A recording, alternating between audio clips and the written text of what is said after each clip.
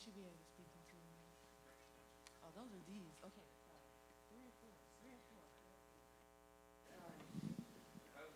Check. Ooh, that's on. Check. Check. Close to that. Check. 1, 2. Right. Oh, and that one. Check 1, 2.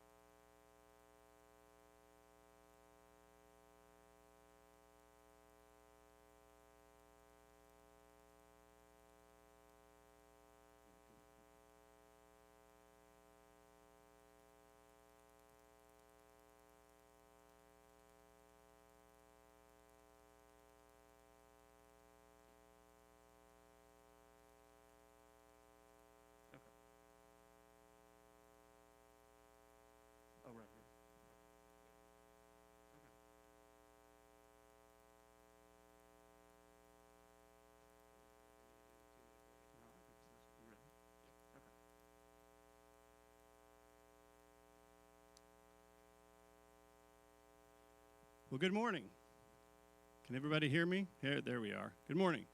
My name is Chad Grissom. I want to welcome everybody to our 4th annual Mars Hill Forum. If I had looked out and seen a picture of this a year ago, I would have thought it was a sci-fi novel, dystopian sci-fi novel from the future. So welcome everybody. We're grateful to our speakers that they were able to get out of quarantine and lockdown and come and join us here. We're grateful that the University of Kentucky let us be here. Just a few words about the Mars Hill Forum. I know you're here for the speakers, so we'll make this quick. Obviously, it's called the Mars Hill Forum because of, in Acts chapter 17, when Paul the Apostle shows up at Athens. And it's a wonderful story because Paul doesn't go to the periphery of Greek culture, but he went right to the center, right to maybe one of the most important places in the Roman world for education, for ideas, for all of those things that matter and influence. And he went right to that very place, and that's very much what we want to be about in the Mars Hill Forum. I think it's also relevant, this story, for our day, our climate of cancel culture, our climate of polarized politics, because I think Paul gives us a model for how to engage with culture. He goes and he sees lots that really disturbs him. But what's fascinating to me about Paul is he begins with affirmation. He is familiar with the literature of their culture, and he is able to quote their poets and find things that affirm and agree with Christianity and resonate. He does that first. He doesn't cancel their culture, but he engages with it. And some have said you can't touch a culture that you don't love. And so I think we see Paul giving us that model. But then, of course, he does criticize. He does offer a critique, and it's an intelligent critique. And one of the things that's most encouraging to me about the story of Paul in Athens is that at the end of the day, the text tells us that there wasn't much of a response. It was a pretty small response. And I don't know how Paul felt going home that day thinking, well, how did that go? But we know that the future of Western civilization in some ways was sparked that day, that seeds were sown that day. And that's very much what we're about. Last night in a conversation with Dr. Wilson, we were discussing what makes a C.S. Lewis, what makes a J.R.R. Tolkien, what goes into creating such people who engage their culture like Paul, who are deeply learned in the Western tradition, but also able to communicate powerfully through excellence, through attention to truth, goodness, and beauty. And to me, I feel like it's long work. It's not something that you can do in 1 year, in 4 years, in 7 years, but maybe hundreds of years. In a 2013 Erasmus lecture, Rabbi Jonathan Sachs spoke on creative minorities. He spoke of the Jewish exile in Babylon. And there was a lot of voices saying triumphalistically, hey, you're going to get out of captivity. You're going to go back soon. It's all going to be great. And the Spirit of God through the prophet Jeremiah said, no, actually, you're not. Settle in. Marry, build houses, plant trees, and pray for the peace and the prospering of the nation in which you are. And I think that is what creates C.S. Lewis's. That is what created Saul of Tarsus that eventually became Paul the Apostle. And so our hope for the Mars Hill Forum is that we're just one voice that is planting trees, one voice that is sowing seeds, and we hope for great things in the future. And we're very grateful for our speakers who I think represent a similar hope, a similar engagement with the culture, a similar refusal to back down, but engage winsomely while pointing to truth, goodness, and beauty. So we're very grateful that we can be here today, and we're hopeful for things for the future. I'm going to open us in prayer, so join with me in prayer before we begin this morning. Father, we do want to thank you for this place and this time in which we're born. Lord, we are mindful of the election coming up. We're mindful of the COVID-19 pandemic. We're mindful of a lot of ugliness in our culture. But Father, we look to you, and we look to the beauty of your holiness. And Father, we ask that through your Son Jesus and beholding him, we would be changed from glory to glory. And Father, we would be a shining forth of your goodness, your holiness in our time and in our place. And Father, we pray that this modest gathering would contribute to that. And we thank you for that, Father, in Jesus' name. Amen. I'm going to hand it over to Kelly Hahn.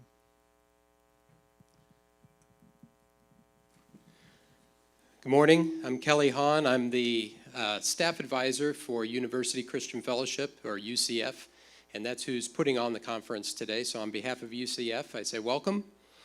Just a couple of quick housekeeping things. There are designated entrances and exits. That's the only door we're supposed to go out of. We're not supposed to go out the one that you most likely came in. And then there are entrances at the top and at the back. I think in the email you got from me, I said that that Starbucks would be open. I didn't know they wouldn't be open till 10. So Starbucks is supposed to be open if you want to get something at the intermission, but apparently it's not going to be open until 10 o'clock. I think those are the main housekeeping things. If you have any questions at the intermission, come find me. And it's my honor to welcome Dr. Brad Birzer this morning. And so here's his introduction. Dr. Brad Birzer holds the Russell Amos Kirk Chair in American Studies and is professor of history at Hillsdale College, located in Hillsdale, Michigan. He earned his BA from the University of Notre Dame in 1990, and in 1998 he earned his PhD from Indiana University, which was exciting to me because I was at Indiana University during the same years that he was there. So I can impress my friends by saying I was at school with Brad Birzer, which technically true is really nerdy and misleading. Dr. Birzer's taught at Hillsdale College since 1999. He says he believes the purpose of higher education is to introduce every generation to the greats of the Western tradition and to remind them what it means to be human. To accomplish this goal effectively, every professor needs two things: enthusiasm and continuous learning.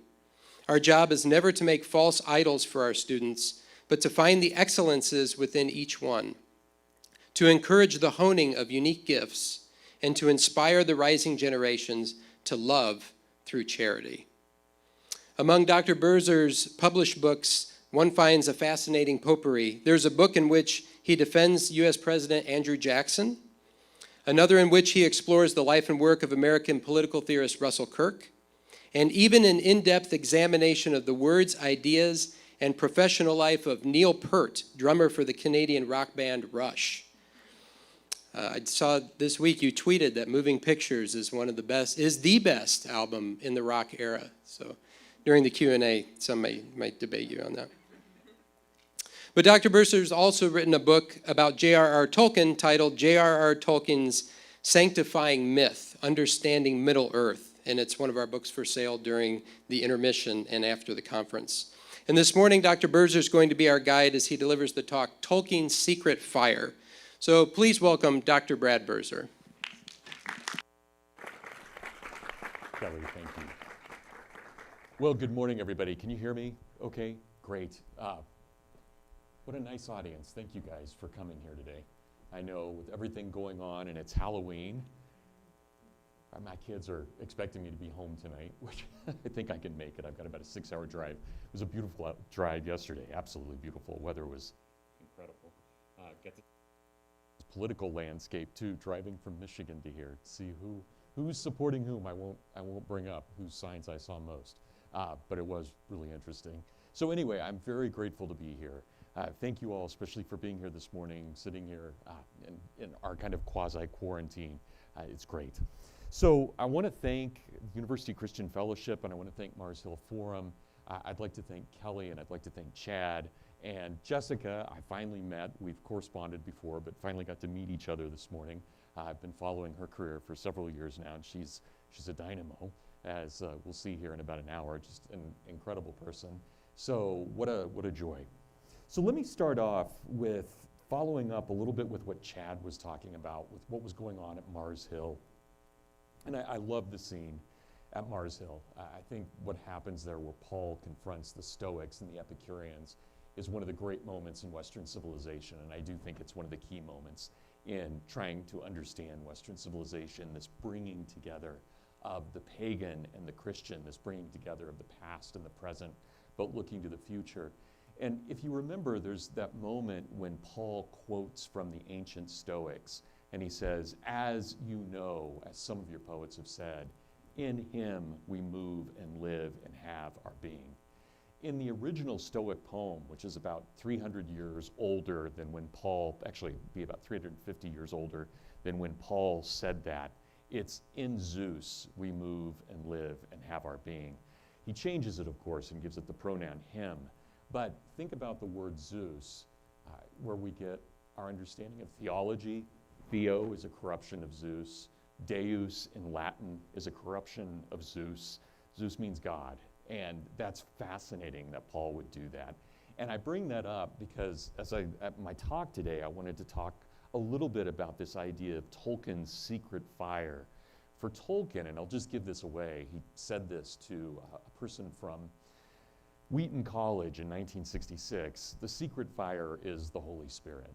And Tolkien is blatant about that. Now, Tolkien doesn't like allegory, but he does like what he calls applicability. That is, where we're able to identify something symbolically with something else. Now, you can't run with it completely. Tolkien, for example, was never that impressed with Aslan in Narnia because he thought that Aslan was too much of Jesus, whereas Frodo is only the priestly part of Jesus, and Gandalf is the prophet part of Jesus, and Aragorn is the king part of Jesus, but none of them were directly Jesus.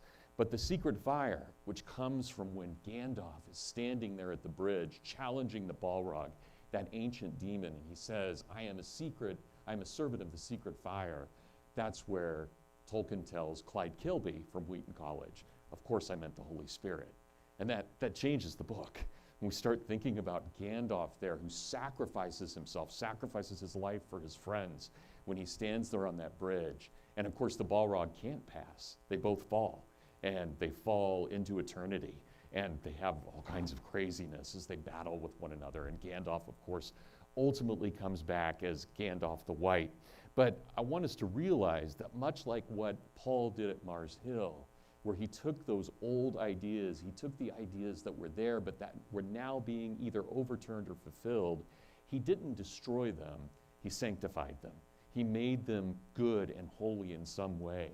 He didn't point to the Greeks and say, you heathens, there's no hope for you. He pointed to the unknown God and said, how brilliant that you understood that there was at least this. This is the same kind of thing that Tolkien and Lewis are doing with the culture. They reject so much of what was going on in the 20th century. They reject the Holocaust camps. They reject the gulags. They reject fascism. They reject communism. Of course, they reject all of that. And as good Englishmen and Northern Irishmen for Lewis, but as good Brits, they're very worried about what's happening in the world. And can you imagine? I mean, we look out in 2020 and we complain, as we should. I mean, if we can't complain in 2020, we can never complain, right? That's just a fact. We can complain, but imagine that it's October of 1939 and the Soviets and the Germans have just invaded Poland. Imagine that you have no idea what's happening in the world, but you're in this little island and you want in the worst way to make things right. But you're really a kind of a small power overall, even though you've had this empire. What's going to happen to that empire? You can imagine what it was like to think that these forces of, we can just name them, the Nazis and the communists, these forces of evil, as they are moving throughout the world, how do you stop something like that?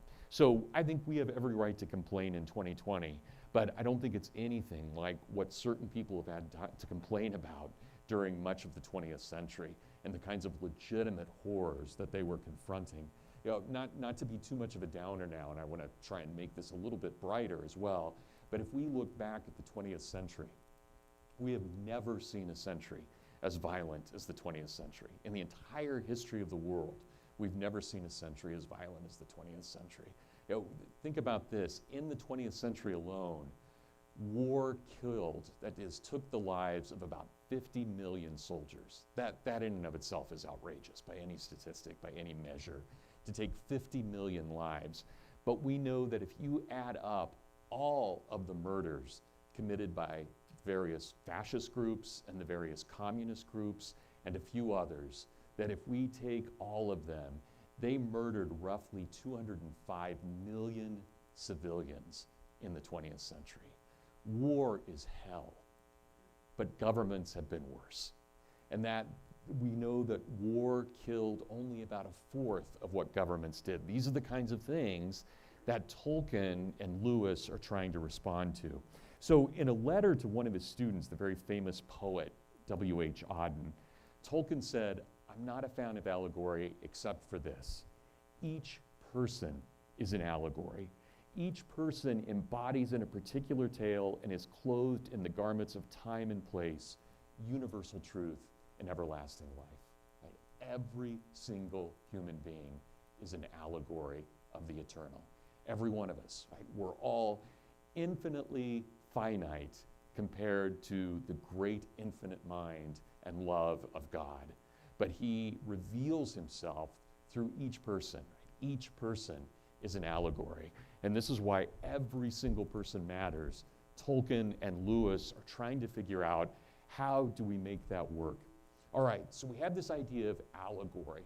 And I want us to think about what that means for us as human beings. And I want us to think about the life of Tolkien. J.R.R. Tolkien is born in 1892, and he will pass away in 1973. It's a good run for anybody. That's a very good run. C.S. Lewis is born in 1898. He will pass away in 1963. We were just talking right before the lecture this morning. His good friend, Owen Barfield, was born at the same time as Lewis, born in 1898, but did not die until 1998. Can you imagine, just for a moment, and this obviously was not in God's providence, but can you imagine if C.S. Lewis had had another 30 years to write, like his friend did? That's almost unimaginable. What he would have said about the 1980s, what would he have said about the 1990s? I would have loved his commentary, and yet there's something so profound about his death on November 22nd in 1963 as well. It's so locked at that moment with John F. Kennedy and with Aldous Huxley that it takes on a significance in and of itself that maybe had Lewis lived on another 30 years, not that I'm to judge, but had he lived another 25 years, maybe he wouldn't have quite the reputation he has now. He did have, and he was given a certain amount of time in a certain place, and I think we can say he used it very, very well. I would give for any of us to use our time half as well as C.S. Lewis used his, but certainly he uses that time well. But what about Tolkien? Tolkien is not Lewis. They have some great differences, even though they're very good friends with one another, and their friendship is most intense between about 1927 and 1949. It starts falling apart in 1949, unfortunately. Never really comes back together, even at the point that Lewis dies in 1963. They still haven't really reconciled their friendship. But they also have a good run, because going from about 1927 to 1949, they are extremely close, and they're able to influence one another deeply. But they come from very different backgrounds. Tolkien lost his father when he was only a few years old, and the news of the loss of his father was a shock to the family. The family was thrown into chaos because of the loss of the father. He died unexpectedly. The mother tried to do everything that she could to raise the children as well as she could, but it was difficult. They didn't have a lot of money. They were struggling against the world at that point, trying to make ends meet. And then his mother did something that was seen as crazy by the family. His mother started attending a Roman Catholic parish in England, and it was John Henry Newman's old parish, and it was the place where his fellow priests had been teaching, and they had been saying Mass, and Mrs. Tolkien fell in love with this. She was treated as an equal when she went there. She was not treated just as a woman, but she was treated as an equal. She fell in love with the Catholic liturgy, and she converted to Catholicism. And once that happened, her family disowned her. They wanted nothing to do with her unless she repented of becoming Roman Catholic, and she wasn't about to do that. And she was raising the boys Roman Catholic as well. And then, crazily enough, in the scheme of things, she becomes extremely ill. And it's an illness that could have been taken care of with the medicines of the day. But when she goes to the family to ask for the money to help take care of this illness, they refuse to give it to her unless she renounces her Catholicism, and she passes away. Tolkien never gets over this. For the rest of his life, he is always trying to live up to the example of his mother, whom he considers a martyr. And every woman that we read in The Lord of the Rings, notice whenever we encounter a woman in The Lord of the Rings, there's never a normal woman. These women are all supernatural in some way, in the sense that they bring to the story something that is so capable and extraordinary. We have people like Éowyn, we have Galadriel, even the Hobbit women that we only barely get to know, like Mrs. Saxville Baggins, who's kind of a battle axe. She's still really, really interesting. They all are. Tolkien doesn't give us boring women. And in large part, he is always trying to explain the ideal of woman, usually Jesus' mother, but always kind of conflated with his own mother, who was that martyr as well. So we have to keep that in mind, that Tolkien's life is defined in many ways by the loss of his father, as well as by the loss of his mother. Then he goes off to World War I, and in World War I, he encounters yet again absolute horror and dread, and the loss of friends. So he's lost his father and his mother. Now during World War I, he loses two of his three closest friends as well. And I had a really interesting, I'll be autobiographical here for a moment. About 10, 15 years ago, actually a little bit longer than that now, it's been about 17 years ago, I had an encounter with a very prominent historian biographer by the name of Sir Martin Gilbert. Some of you may know him because he is the great Winston Churchill biographer. He's passed away now, but he was the great Winston Churchill biographer and certainly one of the great historians and great biographers of the 20th century. He was teaching at Hillsdale because of connections we had with him. And he came up to me in the hallway one day, and I didn't even know he knew who I was.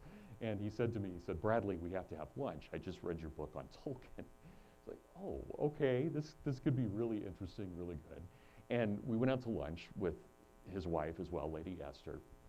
So Sir Martin and Lady Esther and Brad are sitting there, and he says, "I want you to know that I thought your book was really good, but," which was great, right? I mean, this was my first book. I was thrilled, absolutely thrilled. He said, "But I want you to know that you got something terribly wrong. And if you ever rewrite the book, you absolutely have to fix it." I was, "All right, Sir Martin, tell me, what did I do wrong?" He said, "Well, you write in your book that Tolkien was a horrible soldier." I said, "Well, that's what Tolkien said of himself, that he was a horrible soldier." And Sir Martin said, "Brad, I knew Tolkien. We taught together at Merton College. When he was retiring, I was a first-year professor. And I sat with him all the time." Now, this is crazy, by the way. I'm throwing this in as just a quick aside. They had to sit together because they were not Anglican. Sir Martin's Jewish. Tolkien was Catholic. They were not allowed to sit with the Anglican professors. This is in the late 1950s. I'm laughing in horror at this, but I mean, can you imagine the kind of prejudice even then? So Sir Martin and Tolkien hit it off with one another. And Sir Martin tells me, he said, "Tolkien was a great soldier, but no soldier who survived World War I ever thought that they were good soldiers. You only survived World War I because you were a terrible soldier. This was nothing more than survivor's guilt." And Tolkien suffered that for his entire life, as did Lewis, as did all of their friends who had survived World War I. You weren't supposed to survive. And you can imagine, for those of you who've read The Lord of the Rings, think about after the defeat of the ring, after the throwing of the ring into the cracks of Doom, Frodo sits there on the rocks outside of Mount Doom as the lava is flowing by, and he's done. He wants to die. He doesn't want to go on any further, and that's that survivor's guilt that we see. So I want to read to you a passage. I told you I wouldn't get too dark, but this is about as dark as it gets.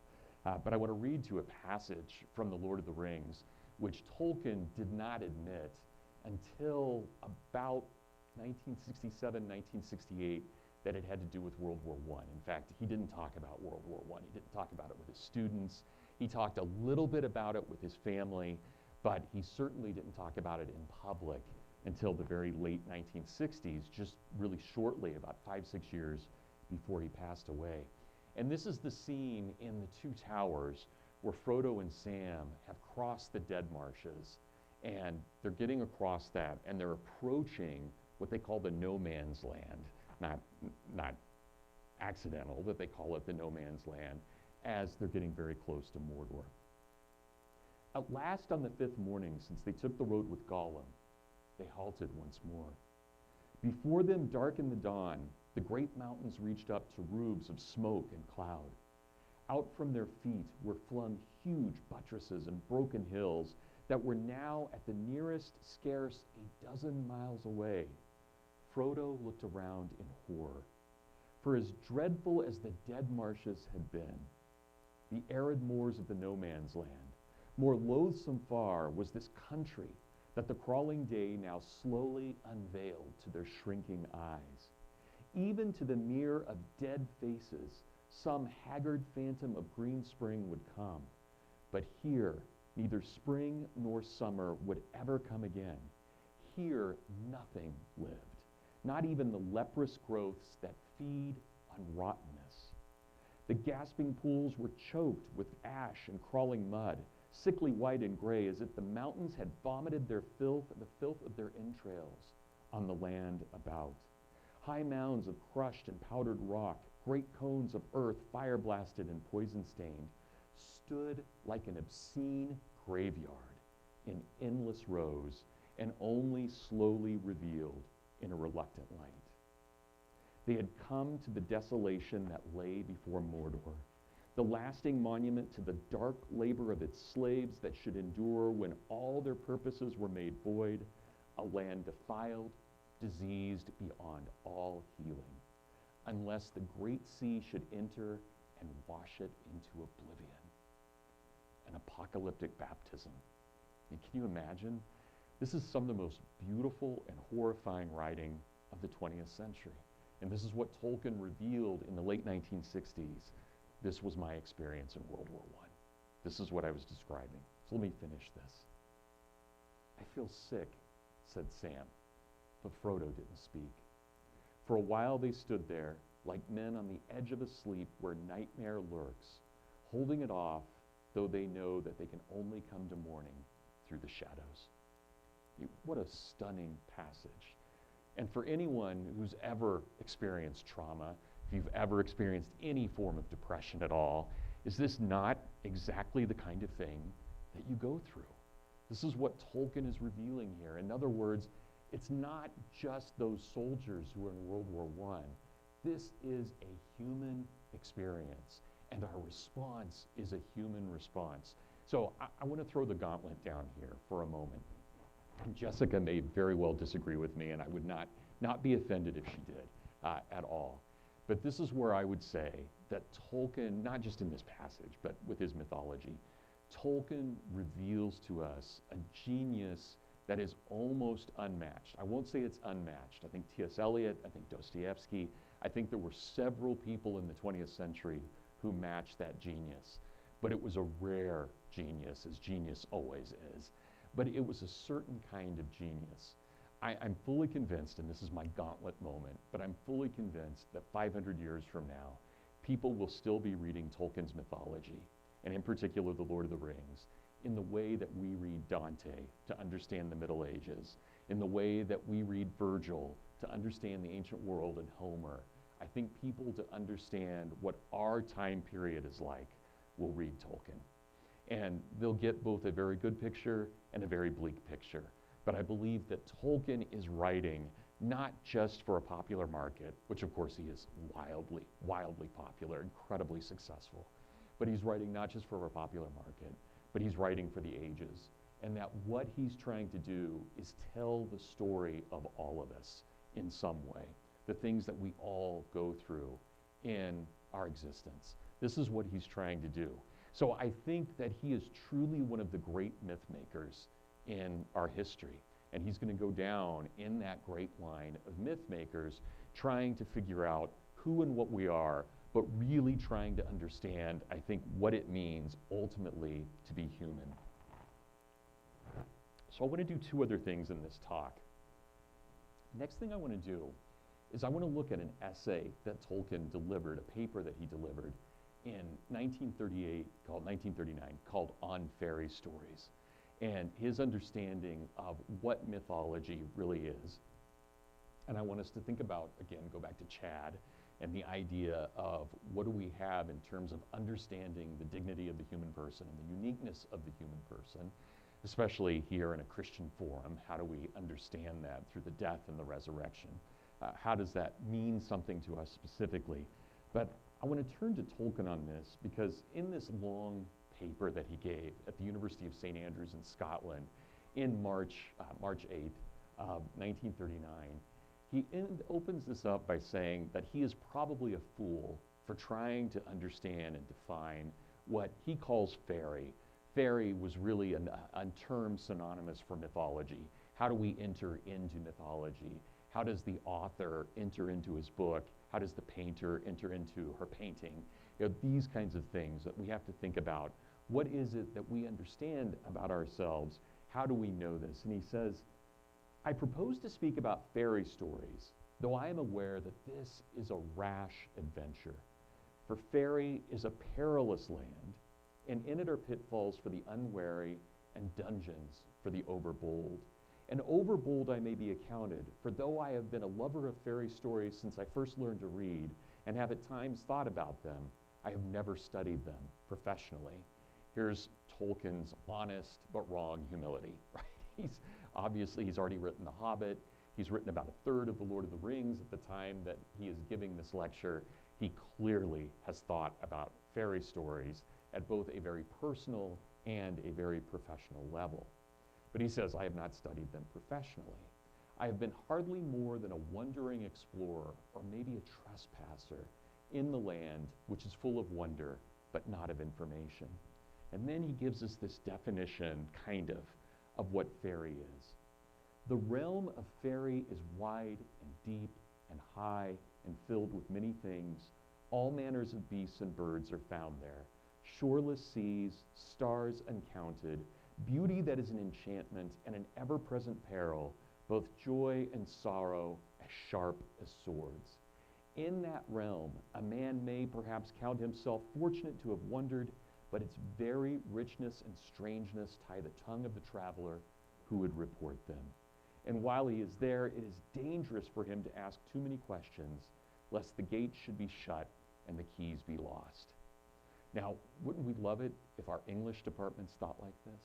Wouldn't it be great if our department said, we don't want to analyze it too much because we may lose the beauty of the thing, right? Maybe we need to just study the beauty of the thing and understand what that beauty is. And this is what Tolkien is saying. And if you remember, there's a great line in The Lord of the Rings. He who breaks a thing to understand it has left the path of wisdom. Right? It's a great line, one of the best lines of the whole work. That he who breaks a thing to understand it has left the path of wisdom. Right? What a gorgeous way of thinking. And Tolkien is always trying to figure out what is this beauty. And so I'm going to read just one other passage from this essay that he gives.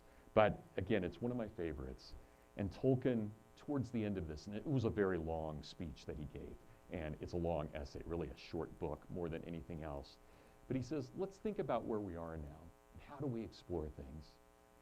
He says, our study of literature and mythology and fairy may become depressing, for it is easy for the student to feel that with all his labor, he is collecting only a few leaves, many of them torn or decayed from the countless foliage of the tree of tales with which the forest of days is littered. It seems vain to add to that litter, for who among us can design a new leaf? The patterns from bud to unfolding and the colors from spring to autumn were all discovered by men long ago. But that is not totally true. The seed of the tree can be replanted in almost any soil, even one so smoke-ridden as England's.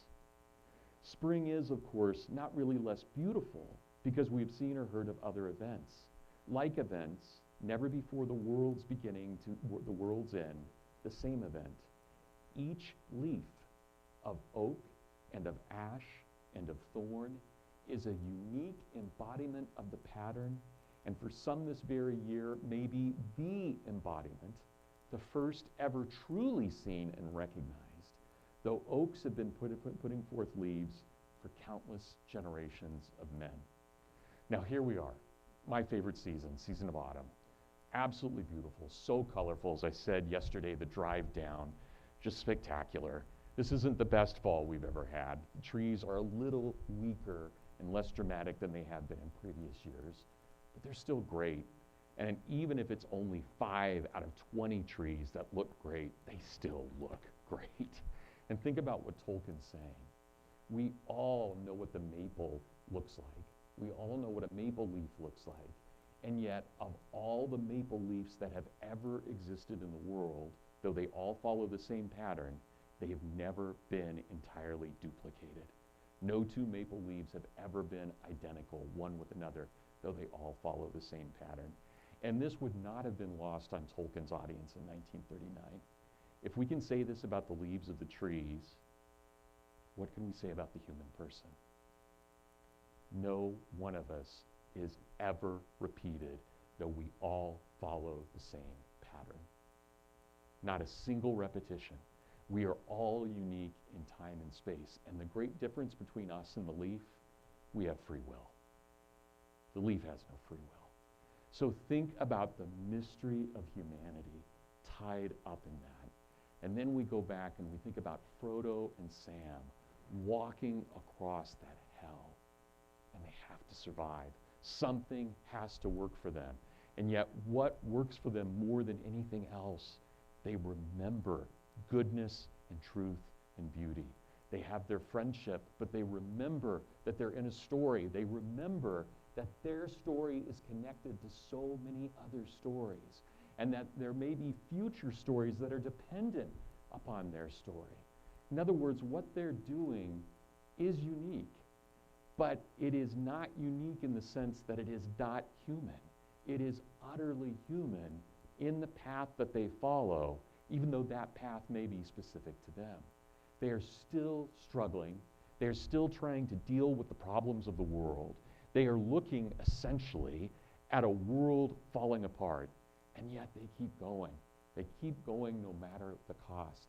And this is where I like to think of Tolkien when I think about his experience in World War I, when I think about his experience with his mother and his friends and his family, when I think about his own understanding of fairy. Fairy allows Tolkien not only an escape from this reality, but it allows an escape from this reality into a reality that is greater than our own. In other words, when we contemplate the highest things of myth, we stand with St. Paul at Mars Hill. In him we move and live and have our being. In him we move and live and have our being. Right? How important is that? And this is exactly what Tolkien is telling us. In this mythology, not falsehoods, not things that are untrue, but truths that are beyond our understanding, Tolkien says, we find the truest things about us. In him, in God, we understand these things. This is the reflection that we see in each one of us. We find that divine element that speaks to us, that calls to us, that longs for us. When we imagine the sacrifice on the cross and the resurrection, that longing of bringing all people back to himself, he who reconciles himself through all things in the cross, as Paul tells us in Colossians, right? This idea, how do we do that? Well, Tolkien, at the end of his essay, and I always imagine, what would this have been like? I mean, I can't imagine saying it in 2020, but I can't imagine it saying it in 1939 either. Tolkien standing in front of a room of academics at the University of St. Andrews, and he ends that essay I was reading from by saying, you do understand that all fairy, all mythology, properly understood, is just the story of Christ in its essence. This is what he tells them. And then he says something that's even more astounding. To reject the Christ story is to end either in great sadness or great wrath. That's how he ends his essay that he gives to a group of academics in 1939. You can reject it, but you will either end in great sadness or great wrath, right? That is incredible. Tolkien never pulled his punches, and it's one of the things that I respect about him so much. This was a daily mass Roman Catholic, and whether you agree with his Catholicism or not, the guy lived it. He carried his rosary around with him all the time. He had the Mass memorized in Latin. He told his children that there was nothing greater in this earth than an understanding of Holy Communion. I mean, these are the kinds of things, again, whether we agree with the theology or not specifically, he had a deep reverence for these things. And therefore, when we look at something like The Lord of the Rings, even though God really doesn't show up, God is everywhere in the background. And if you look at the larger mythology of the Silmarillion, where Tolkien has the gods, God and his angels, seeing the universe into existence, we even find a kind of preliminary trinity there. So we shouldn't be totally shocked when we do get some references, kind of like in him we move and live and have our being. Gandalf says, I am a servant of the secret fire. Well, how many of us, especially if we read that book as kids, just scratched our heads at this point? Gandalf's a servant of the secret fire? Nobody's talked about the secret fire so far. There's no reference to the secret fire at this point in The Lord of the Rings. Where's this coming from?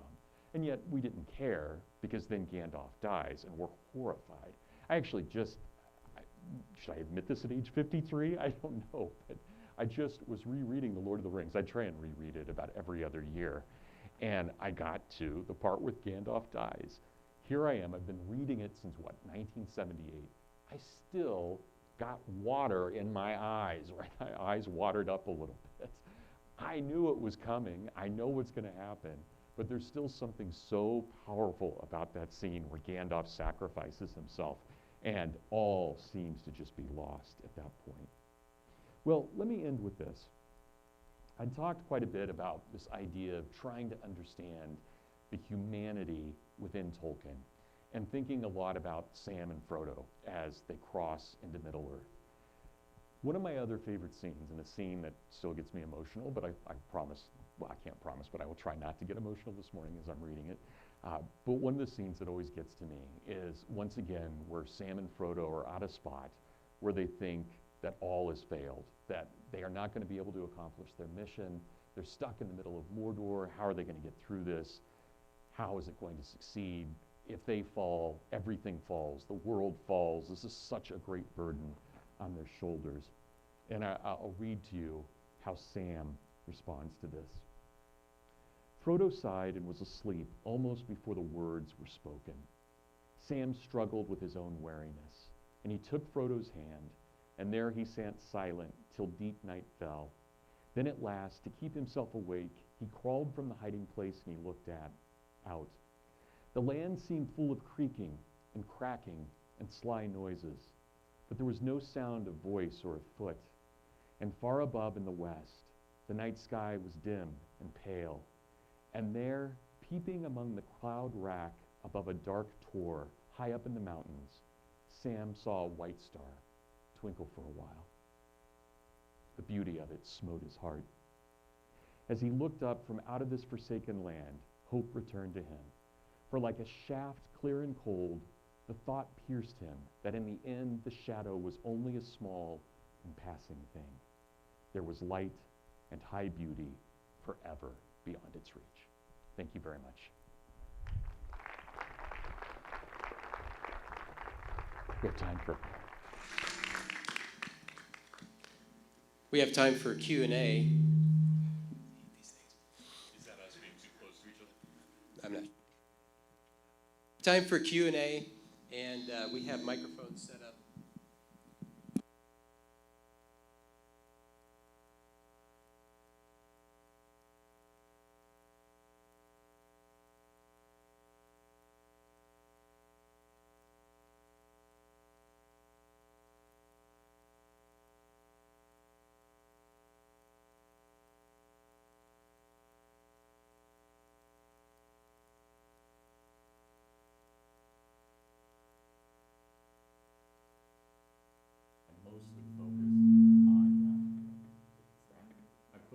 Mostly focused on the American Revolution up through the Civil War, but really focused on the American Revolution.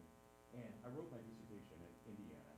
I wrote it on the American Revolution on the frontier, so I didn't come as far south, or as far to this area as Lexington. I did mention Louisville just very, very briefly, but mostly dealt with the Great Lakes region.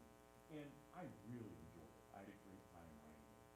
But when I got done with it, I don't know how many of you have worked on a project like this. Yeah, it was basically 3 to 4 years thinking about nothing of the American Revolution and the frontier, and I was tired of it.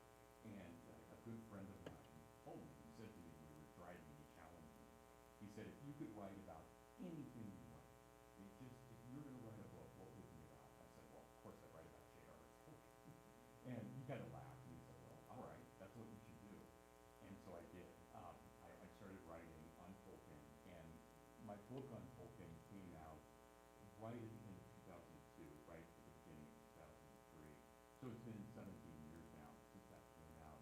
But at that point, and this is a long way of answering you, Kelly, but at that point, after that book came out, I decided I wanted to do something further on that. So I proposed to my publisher to do a sequel, and I've been working on this sequel now since 2004. So it's been a very long book, but it's a book about all of the evils. So trying to look at the friendship between Lewis and Tolkien. But what I'm doing, there are some very good books on Inklings that are already out there. What I'm trying to do to make it a little bit different is I'm looking at the Inklings from Tolkien's viewpoint. So almost always, the books that have been going on, almost always, they've all been written from Lewis's viewpoint. And so I'm trying to do it from Tolkien's viewpoint. And I've been having a really good time with that. I'm actually, even though I've been working on it this many years, because I'm on sabbatical this year, I think I'm actually going to have it finished within the next few months. So looking forward to that. But it's, of everything I've written, it's by far the hardest book I've done. And there are a lot of reasons for that. I think when you start looking, some of the stuff I was reading from Tolkien, when you start looking at the way that he starts getting into the study of language and philology, it is, at least for me, it's a really hard stuff. And the same thing is true. Lewis is usually more than that, but there are other guys like Owen who are writing part of the things as well.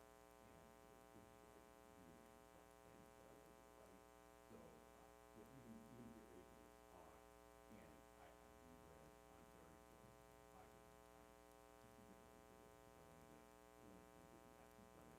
There's a lot in it that is understandable easily, but there's a lot in it that really takes, I think, for me at least, quite a bit of thought and some time. So that's why that book has been hard. But it's also because I love these guys and I want to do justice to them. So trying hard. Yeah. Anybody have questions? Or thoughts? Or yes, please.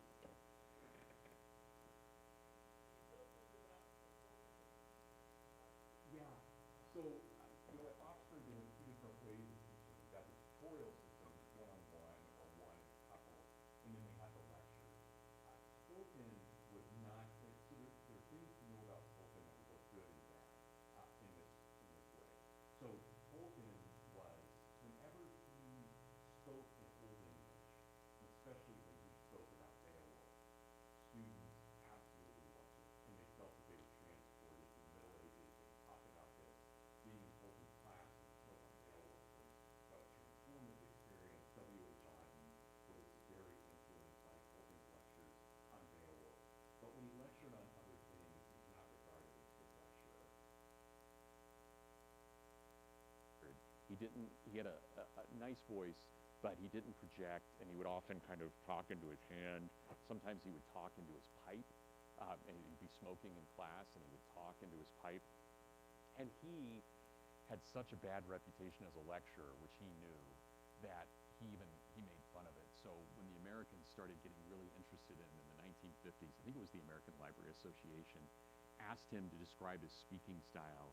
He said something, and I'm not going to get this quite right, but it's something like, I write with a soft pencil and smudge it, and then I speak into my pipe after I've smudged the lead.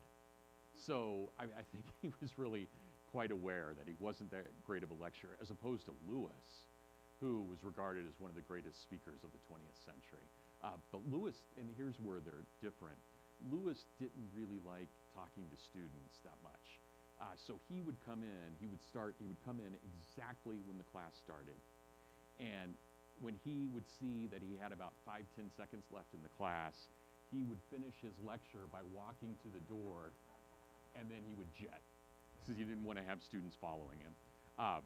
So he had kind of an interesting reputation with students for that, whereas Tolkien, everybody loved him. Everybody loved him. They would go see him for personal problems. They would go see him for school problems. And his office hours basically were always packed. And this was at a time when women were just being admitted finally to Oxford as well, and especially to certain colleges. And Tolkien had a very good reputation with women especially. They felt that he treated them equally. He never talked down to them. And it was an important thing for just making the environment favorable to the sexes. Yeah, definitely. So I hope that helps. And thanks, that's a great question, really great. But yeah, Tolkien and Lewis, they couldn't be more different. And I've only been able to see this indirectly. I've never been able to confirm it. But supposedly Treebeard's voice is patterned after Lewis's. So, and it kind of makes sense. I would recommend, by the way, you can go back on YouTube and you can listen to Tolkien. There are a couple of things Tolkien recorded. I told you guys, and I didn't get into details about this. He was, intensely religious to the point of absurdity at times, in the sense that some of his religion, I think, almost bordered on superstition. I'm not trying to knock Catholics. I realize that's a common knock on Catholics, that they're superstitious, but he really did. So, for example, in his recordings, and it's all tied up to this, in the early 1950s, one of his students, George Sayers, brought a tape recorder over, and Tolkien had this, we could talk about this, but Tolkien really believed that things that were man-made and engineered, anything that was man-made that kind of dominated nature, and he made a difference between technology that worked with nature and technology that dominated nature. Anything that dominated nature, he was very leery of. And so, not jokingly, when his student brought over this tape recorder, Tolkien refused to speak into it until he had blessed it by saying the Lord's Prayer in Old German in it. And he thought he could do Old German because he knew the devil knew Latin, but he may not know Old German. So,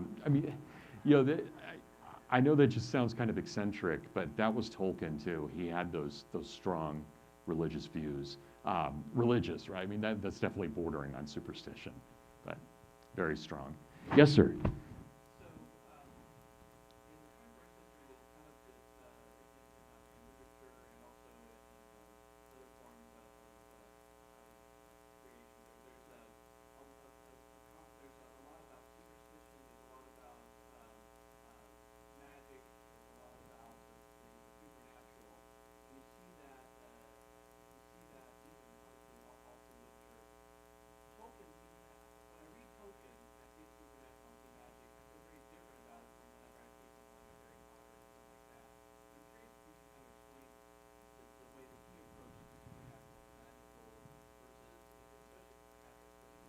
Right. Thank you for that. That's a great question, and it follows up a little bit with what I was just talking about, that superstition, at least to a certain extent. So Tolkien was very convinced that there is a difference between magic, which would be a kind of domineering or a crushing of something, and an enchantment, which was the making of something greater than what it was. And so in the same way that we as humans can make technology that either dominates nature or works with it, magic was a similar kind of thing. So this is why Galadriel says to Frodo and Sam, you use magic as the same word for what I do, but what for Sauron does as well. And I don't understand that. These are not the same thing. And Tolkien really did believe that. He believed that there was a difference. A good poet enchants a word. A bad poet dominates a word, right? Forces it into submission. But the good poet enchants it, makes the word better, puts it in a sequence of things that makes the whole thing understandable. And I didn't read this, but 3 times in his essay on fairy stories, he says, and this is how I understood bread and water were not just bread and water. Now, he never goes beyond that. Right? I'm sorry, bread and wine are not just bread and wine.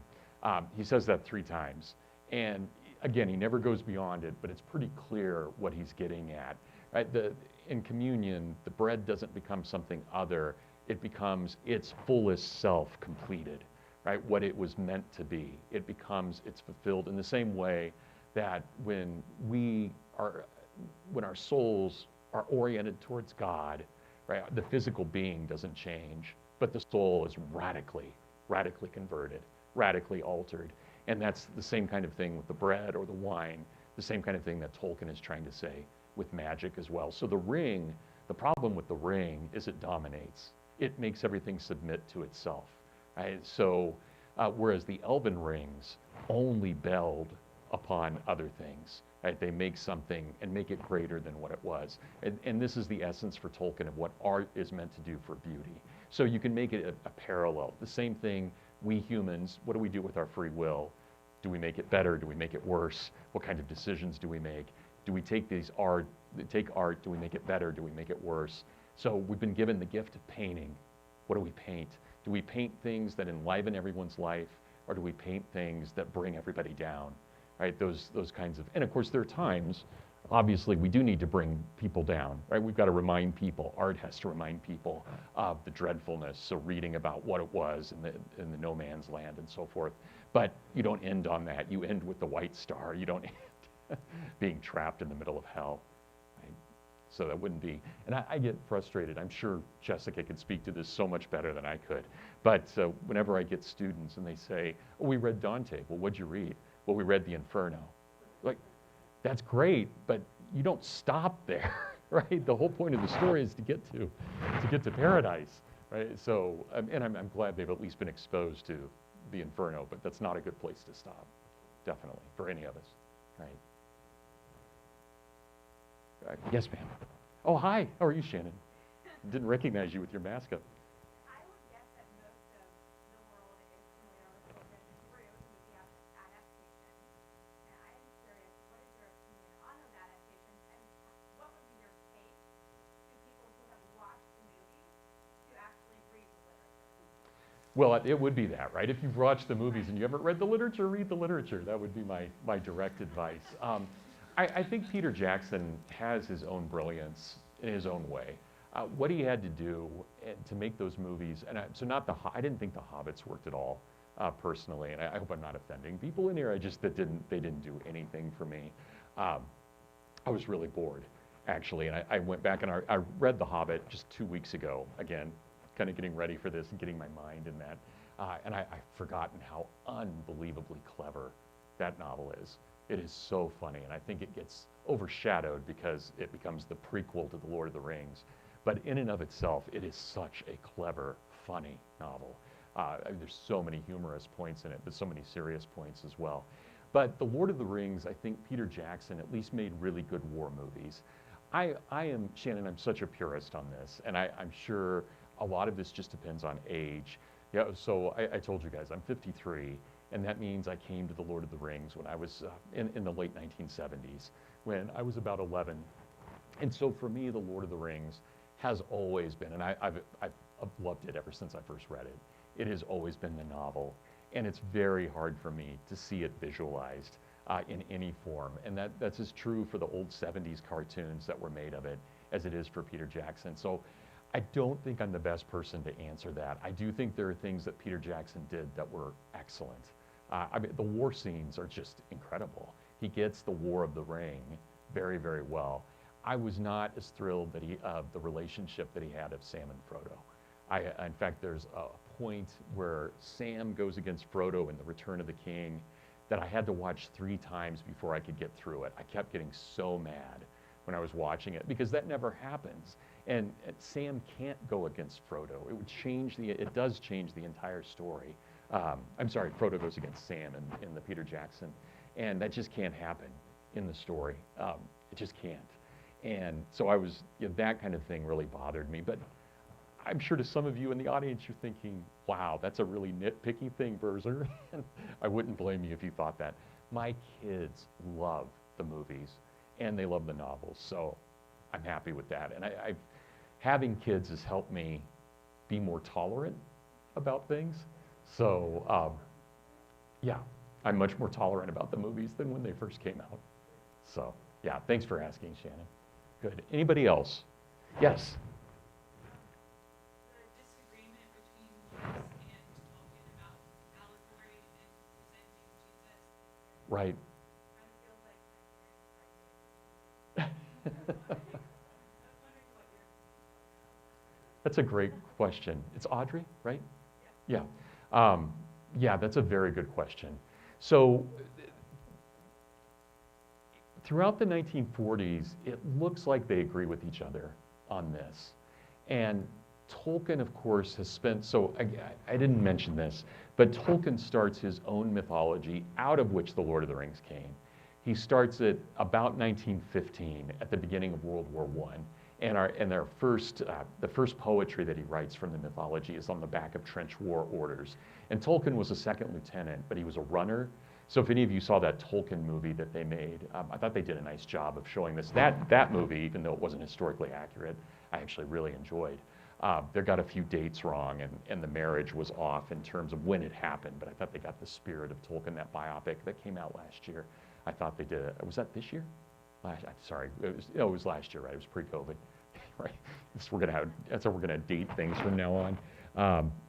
But I thought they got that right because Tolkien has been working on this mythology since about 1915. What I was gonna say is Tolkien was able to run as much as he did because he was a trench runner. He was able to move about. He didn't have to stay with one regiment because he was moving messages back and forth throughout all the trenches. But while he was doing that, he's also starting to compose his mythology. It was his way of escaping the hell of war to be able to do that. And he's working on that mythology, not daily, but close to daily for all of his adult life. He dies in 1973, and his son, Christopher, who just passed away this year, has worked on it then from 1973 to 2020. And it's still not done. There's still parts of that mythology that have not been published. Most of it, probably 95% of it's been published, but there's still parts of it. So Audrey, my point is, Tolkien and everything he did, it's one reason The Lord of the Rings has so much depth to it. It's a mythology that has taken so far the adult lives of two men, and it's still not completely done. Lewis sits down and he writes The Lion, the Witch, and the Wardrobe in a couple of weeks. And that really annoyed Tolkien. It annoyed him because he was jealous, but he also, and jealous in the way friends are jealous, not in a terrible, terrible way, but he was jealous. And he thought that Lewis, how can you sit there and write this stuff so quickly? I mean, you threw in Santa Claus and you threw in this and this, and it didn't make sense, or Father Christmas. It didn't make sense to him that you could do all of this, and he thought that he thought he was being commercial, that he wasn't really being true to mythology. So, but they were already falling apart. They had started breaking apart during the mid-1940s because of a third person who had entered into their circle, a guy by the name of Charles Williams. And they had very different views, and again, there was a bit of jealousy. You also have to understand that Tolkien and Lewis are two very different people when it came to their own personalities. Tolkien is the kind of person that if you say something to him, he's okay at the moment, but then he'll dwell on it for the next few days, and he wonders, was that a slight? Was that meant to be a slight? Lewis is the kind of guy who says offensive things 10 times in a row and walks away and totally forgets he said anything like that. And he doesn't care if people say it to him either. He just doesn't care at all. So you've got Tolkien, who's unbelievably sensitive about these things, probably partly what made him so good with students too, because he was so sensitive to their needs. And then you have Lewis, who could just care less. And especially if they started talking religion, and Lewis started saying stuff about the Catholic Church that Tolkien didn't take as this is good kind of discussion. This is Lewis being really nasty to everything I believe in. It really started building. So it wasn't just that, okay, suddenly here's The Lion, the Witch, and the Wardrobe, and the friendship breaks up. That was a part of it, but it was building for quite a while. Yeah, unfortunately. Still a good run, but unfortunate that it fell apart. So. Oh, thank you very much, everybody. Thanks. Really appreciate it.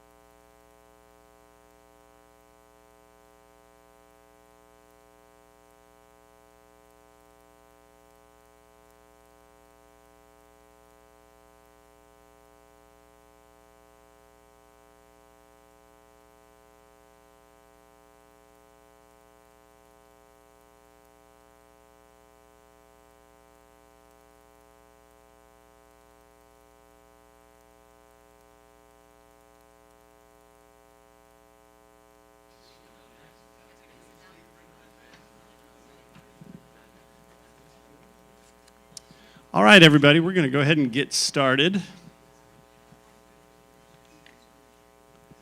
I really did want to thank Dr. Birzer. All through Dr. Birzer's lecture, I don't know how many people have seen the movie 1917. I recommend the movie, and there's a great essay online by Owen Strachan about the theme of trees and the recovery of culture, and that one of the throwaway lines in the movie, the Nazis had gone through and cut down an orchard, and one character's very upset. The other says, "That's all right. When all the stones rot, they'll grow back." And it's a very hopeful message in that movie. Well, it's my pleasure to introduce Dr. Jessica Hooten Wilson. She is a Louise Cowan Scholar in Residence at the University of Dallas in the Classical Education and Humanities Graduate Program. She is the author of 3 books, Giving the Devil His Due, Flannery O'Connor, and the Brothers Karamazov, which received the 2018 Christianity Today Book of the Year Award, Walker Percy, Fyodor Dostoevsky, and the Search for Influence, and reading Walker Percy's novels. In 2019, she received the Haidt Prize for Humanities from the Dallas Institute of Humanities and Culture. She is co-editor of a volume, Solzhenitsyn and American Culture, The Russian Soul in the West, which came out today or yesterday? Okay, just came out. A collection of essays in the legacy of Alexander Solzhenitsyn. Currently, she is preparing Flannery O'Connor's unfinished novel, Why Do the Heathen Rage, for publication. And I might ask if you might give a little plug of that at the very beginning, because that's pretty exciting. Just a few words about Dr. Wilson. I encountered her work first because I love Flannery O'Connor, and I found her book on, I love Flannery O'Connor too, but I love Walker Percy, and I found her book on Walker Percy. My way of explaining Walker Percy is Dostoevsky, but Southern and really funny. So if you don't find Dostoevsky funny, you might try Walker Percy. So I really appreciated that book. Maybe most near and dear to my heart is Dr. Wilson just started a classical school and is very engaged and involved and passionate about educating classical educators. And so that's something that's very near and dear to the Mars Hill Forum. So we're very delighted that she's here with us, and please give us a warm welcome to Dr. Jessica Hooten Wilson.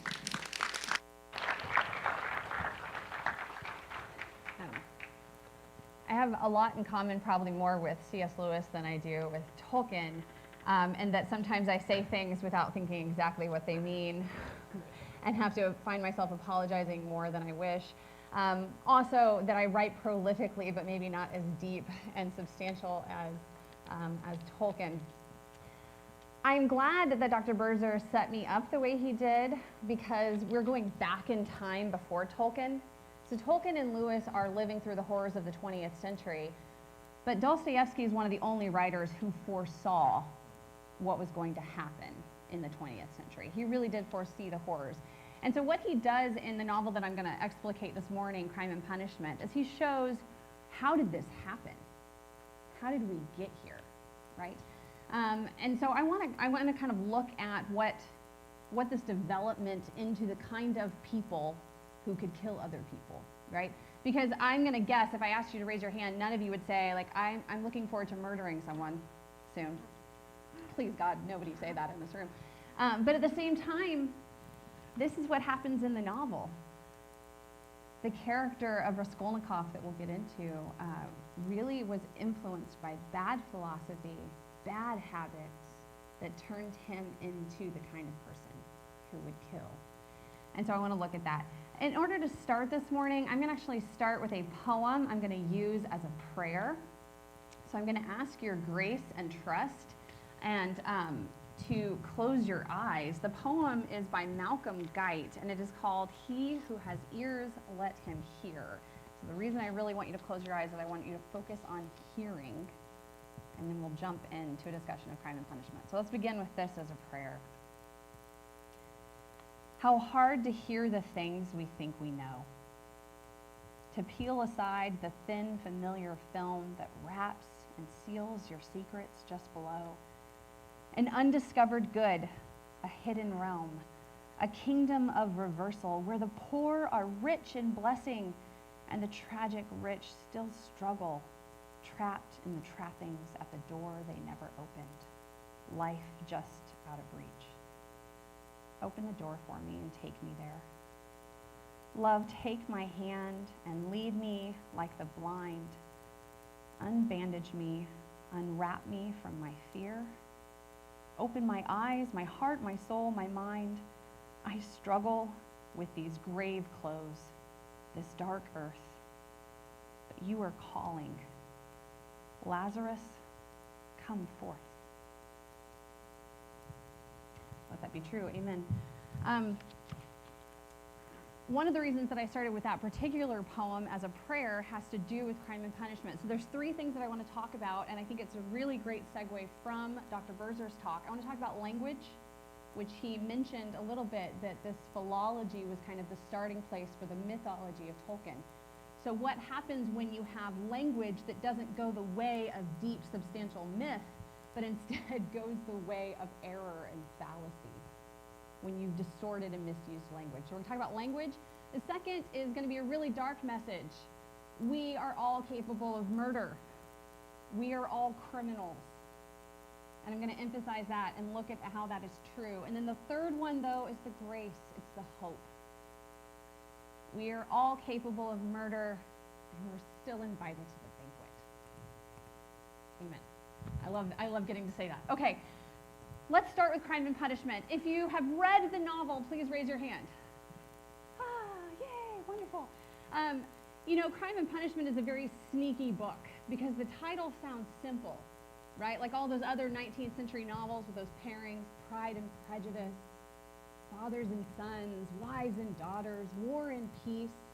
And in some ways, we're really thankful for the title because unlike something like Oliver Twist or Anna Karenina, you don't want to pick up a really big book that's called Rodion Romanovich Raskolnikov, right? So we want this book, Crime and Punishment, but we think we know what it means when we pick up the book. Another reason I started with this prayer, how hard it is to learn the things we think we know, right? We think we know what crime means. We think we know what punishment means. And Dostoevsky is going to take us below the surface of those words to really examine what it is that they do mean, right? What does crime mean? So we're going to look at the word more closely. During the period of time that Dostoevsky wrote this, sounds horrifying a lot like our own. There was lots of violence. There was anarchy everywhere. There were nihilists running around. There had been a threat to the life of the Tsar. There had been an assassination attempt. Right?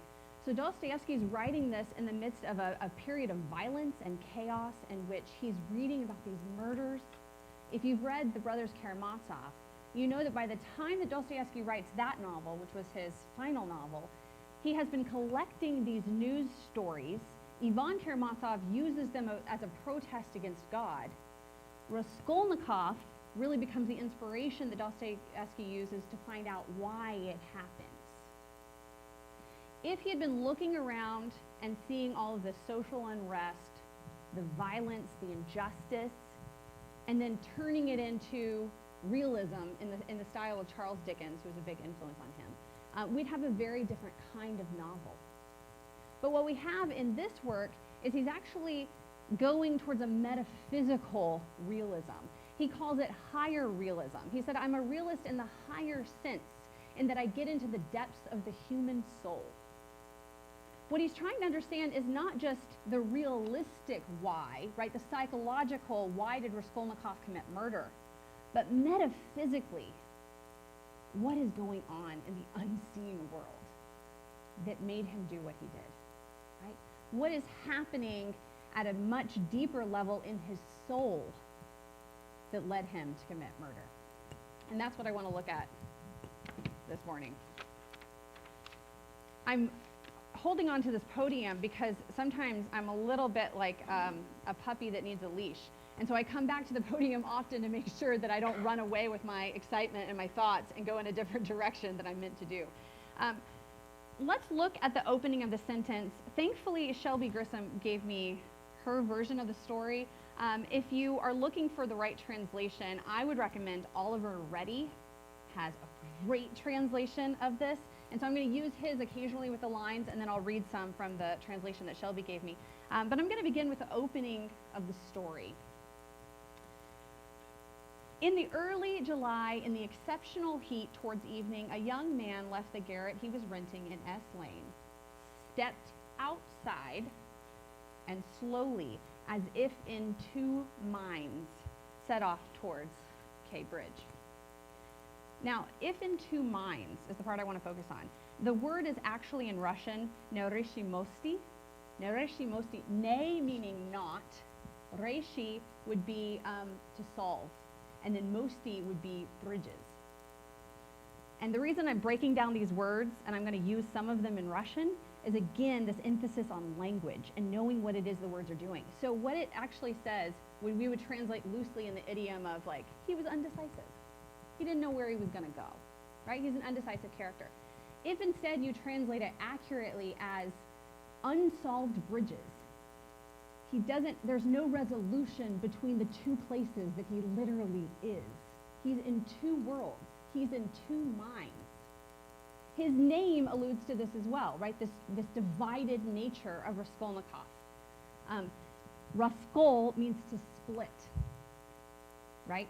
And so you get to see this embodied in the character himself. He's a split personality.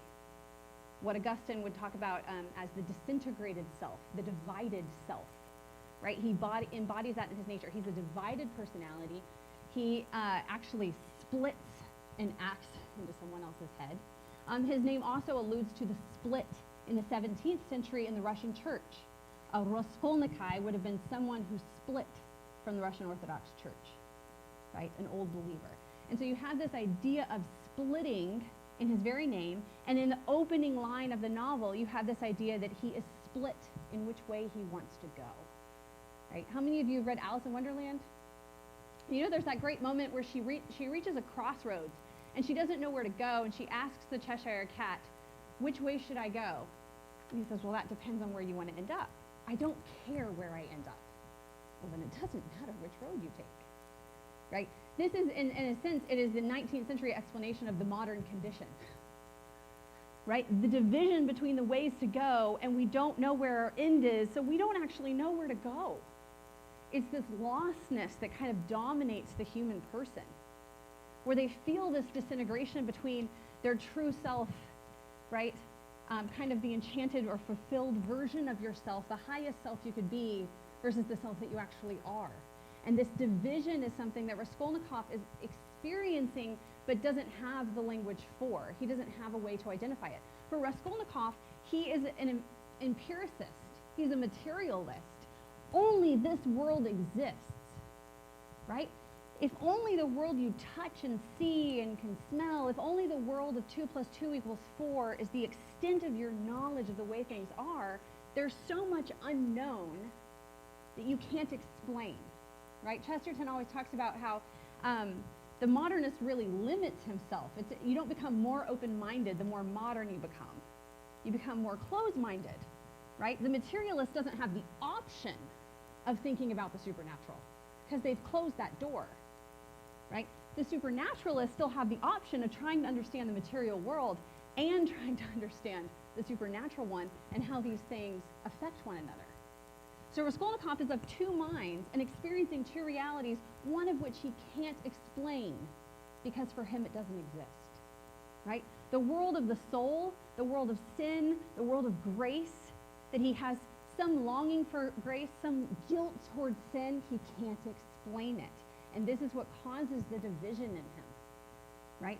He has nothing but a rationalist, materialist explanation for those things, right? He's cut himself off, in a sense, from one of those paths. The word in the title is prestupleni, crime. It means literally to step over. Again, the only reason I'm using the Russian words, how many of you actually know Russian? Yay, you're not gonna, okay, I'm only gonna sound like an idiot to one person. So I had to take enough Russian to write my Dostoevsky dissertation, but I'm not a Russianist. And I grew up in Texas, which means I say everything wrong. Don't even let me try to say anything in French, I'll destroy it.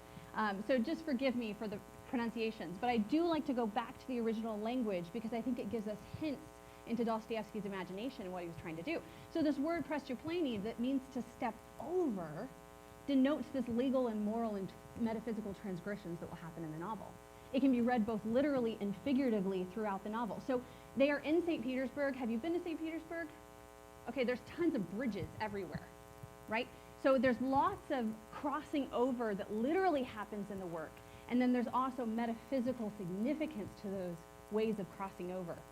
Just to give you a few examples, you have Raskolnikov's apartment. People hesitate to cross the threshold as though they're entering another world, to enter into his world. His apartment then becomes this almost this symbol of his mind and his place, this isolated place that we'll unpack in a minute. The crossing over, when Sonia doesn't know whether to cross over after her father has died because she's a sinner and it's a little bit more respectable of a home, does she cross the threshold? By the time we get to the end of the novel, and Raskolnikov must decide whether he crosses over, literally towards the cross, right? To cross the threshold towards conversion, it becomes a new meaning. It takes on new significance. And that's all from the word crime that's in the first word of the title, prestupleni, to step over the threshold. These small moments then begin to add up in our minds and our imaginations. If I can take a brief pause and just talk about the point of literature versus films, because I was anxious to want to answer that question. Of course, I'm a big believer in novels, and one of the reasons why is what happens in your imagination when you're reading these novels. You're experiencing a world that is different than receiving the visualization of a world, right? So to enter into these novels and to hear over and over and over again these crossing of these thresholds, to move across these bridges, becomes an image in your mind that changes how you even understand sin and conversion on a deeper level, right? Because you've experienced it. People always, at least my students, protest sometimes reading literature because they want to learn from their experiences. But again, that's a limitation. If you only have your eyes and you're limited only to your experience, your world is very small, right? Versus C.S. Lewis, the end of an experiment in criticism, he says, in reading great literature, I become 1,000 men and yet remain myself. Like the night sky in a Greek poem, I see with myriad eyes, yet it is still I who sees. So this whole novel gets us into the mind of Raskolnikov, where we enter into his world, we cross that threshold, and we get to see what it looks like to have become to the point of desperation in which he kills this woman. So let's examine his conscience for a minute. I will say it is in third person, which does allow you a little bit of distance, versus if you read something in first person. Notes from Underground? Readers of Notes from Underground? Okay. In Notes from Underground, it begins, I am a sick man. I am a wicked man. And you have to say that, which is a little bit different. So Dostoevsky, and that was before this novel, it was about 5 years before. So Dostoevsky is intentionally giving you a third person perspective to assume a little bit of distance, so that in a sense you really can play judge as well as empathizer with this character, right? It gives you room to do that. So even though it's indirectly from his perspective, so you do get into his mind, it's not entirely in his perspective as in first person. What do we learn from Raskolnikov? Well, I think we learn the banality of evil, as Arendt would say, right? Raskolnikov classifies people as extraordinary or ordinary. He's been very heavily influenced by Nietzsche, pre-Nietzsche, really. This idea that it is the extraordinary people that know how to cross the boundaries set by society. Again, this crossing over idea. So he wants to be extraordinary. Only by the end of the novel does he find that his crime has made him ordinary, because we are all criminals. It's actually, he stepped into a universal state of being that he didn't know existed, right? Hannah Arendt, when she is describing the Nazi perpetrators and listening to their testimonies when they're testifying in Jerusalem, she says the trouble with Eichmann was precisely there were so many like him. And that the many were neither perverted nor sadistic, that they were and still are terrifying and terrifyingly normal. How many of you, when you watch TV and you hear about the person next door did this atrocious thing and the neighbor is like, they were so normal?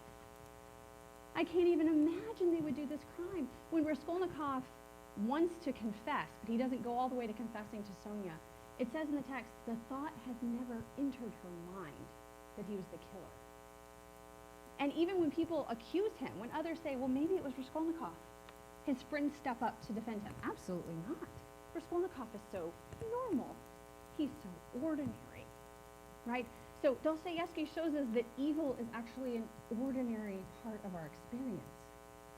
It's something that is not just external and out there and extraordinary. It's something that we can easily slip into and participate in. My husband and I have a 7-year-old, a 5-year-old, and a 2-year-old. And so we are constantly thinking about what we're showing them and what films they're watching, et cetera. And we let them watch Sleeping Beauty the other day, and both of us decided we're never doing that again. One of the reasons why was Maleficent. This idea that there's this embodied evil that you can see so easily and that you just know it, right? You know that that's evil, right? What does it teach them then about evil? When in reality, we know evil is the small, gradual things we commit all the time that allow sin to build and build and build, right? That's actually evil. And I'll talk about this a little bit more, this idea of the evil and the contagiousness of it. But what I want to get at right now is the normalcy of it. That ordinary people would kill each other just astounds us. Alexander Solzhenitsyn, who I just finished writing about, the book just came out this week, he was in the Gulag system, which was the communist version, right, of the concentration camps. And in the Gulag system, he said, he discovered it's not that simple.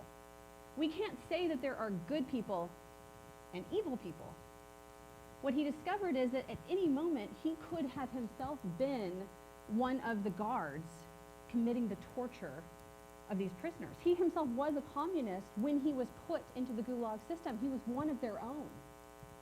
He recognized himself in the guards. He said, what I discovered in the prison camps is that the line between good and evil was not between them and me. It was down the middle of every single human heart. The line between good and evil divides every single human heart. And there again we have the divide.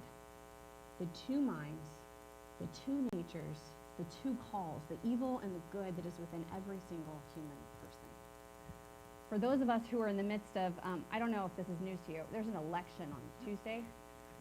And so for those of us who are seeing this us versus them in almost every moment, right, we have to get back to this idea, it's not us versus them, right? There's evil and goodness here, and it's not out there on two different sides, right? Every single person who's voting for either candidate has a divide in their hearts. They're making some decisions this way and this way. They're not good people and bad people, right? I think we need those reminders. The idea of the divided heart is actually drawn from Dostoevsky's Brothers Karamazov. If you've read the scene between Mitya and Alyosha, and he says there's a battlefield, and it's between God and the devil, right, within each human person. And I'll unpack a little bit about what the devil means here, because it's different in the Russian Orthodox idea than maybe like Protestants are used to hearing about, right? We think of the devil as like a character, and that's not the way that Dostoevsky thought about it. It's more like there are embodiments of it. Embody is even the wrong word. There are manifestations of the devil, right? These kind of characters of the devil, the demons that can be out there, the same way you would have like the angels versus fallen angels. But for him, the devil could at any moment be within you. It was parasitical. It could infect you, is the way of thinking about it, right? It's infectious. So when Sonia hears Raskolnikov's confession, she says, you gave up God and gave yourself to the devil, right? You chose to be sick instead of healthy, right? You chose wickedness. And I think that this is what Raskolnikov has to deal with, these two minds, the idea that he could be ordinarily evil. Now, in Dostoevsky's work, one of the reasons I love it, maybe versus some of the literature that we kind of get used to, or things that shouldn't be called literature, is that there's multiple voices and multiple perspectives. He never just says, here's the demonic, and you cast it out because you know what it is. He allows the devil to rant himself out of words. He allows him to talk. He allows voices from other sides. One of the reasons that when people pick up Dostoevsky, they sometimes have misguided interpretations of his work is because they too often place him in a camp, right? They're either Christian and then they don't listen to all the demonic voices that are talking in these novels, or they place him in the camp of he's nihilist, right? He is anti-God. His atheists speak so highly and so strongly, he must be an atheist himself. But he allows this kind of polyphony between the two voices. He allows, in a sense, us to experience the two minds so fully in his work. And I think that's a beautiful thing. I think we have to get more used to being able to hear other sides and these other perspectives, and rather than stick to a monologic one. The monologic one is the one that usually is going to limit you so much you will live in a world of lies or falsehood, right? Because it doesn't have any breaking out from that point. In Dante, for example, and of course I'm going to talk about Dante, just briefly. In Dante, you have the characters who only hear themselves talk in hell, right? They can't hear anybody else. They're only listening to their own thoughts, and therefore it becomes like this tautology that they can't get out of, and this erroneous thinking. And this is partly what's happened to Raskolnikov. He's been isolated and alienated from other people. When we see him, he's by himself in this apartment. And it's kind of a poor condition. A lot of people have compared it biographically to what Dostoevsky himself was experiencing, right? Dostoevsky was poor. He lived in a small apartment that was unkempt, and he didn't have a lot of help during certain times of his life. And so he would have had these experiences in his past that he was drawing from, and the kind of insanity or sickness that can lead you to be isolated. So he looks at it then metaphorically. Now, how have we ourselves then taken on this condition of alienation or isolation, right? I don't think it's news to you that technology does this to people, right? That it creates an echo chamber in which, in a sense, you are existing only within one worldview, one perspective, one way of thinking. And then when you go out into the world and you encounter people that think differently than you, where are you coming from? Why haven't you been reading what I've been reading? Why haven't you been seeing what I've been seeing? Well, because technology created your own world just for you, right? And it has become so all-encompassing, it is, in a sense, especially during quarantine, has enslaved us or encased us into one limited perspective, right? Where then the other side becomes so other to us. And this is the problem with Raskolnikov. He doesn't have anybody else. He doesn't have community. He's all alone in this little world. If we want to know what leads him to this point, I think part of it is this alienation and isolation that he experiences.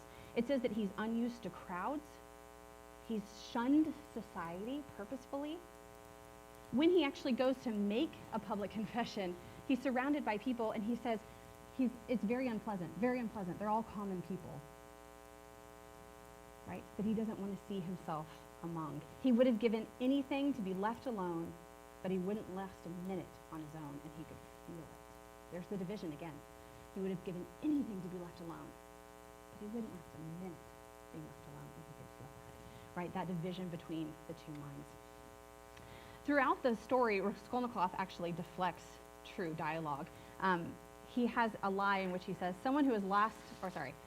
he has this lie that he believes in which anybody who speaks outside of him is not telling the truth, and only he is speaking the truth, right?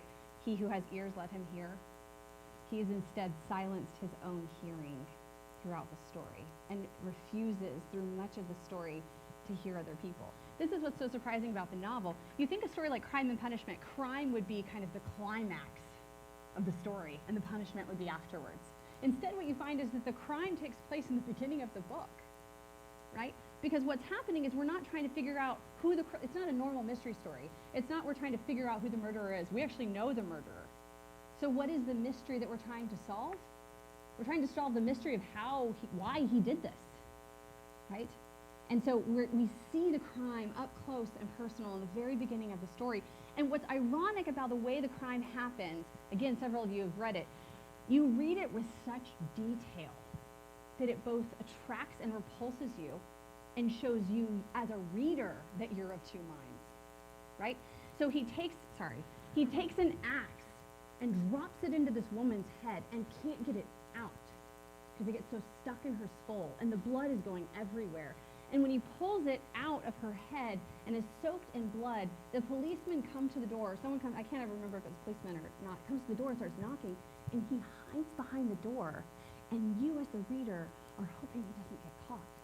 And it's this weird moment of, wait, he just took an axe into the middle of this woman's head, and I'm hoping he doesn't get caught?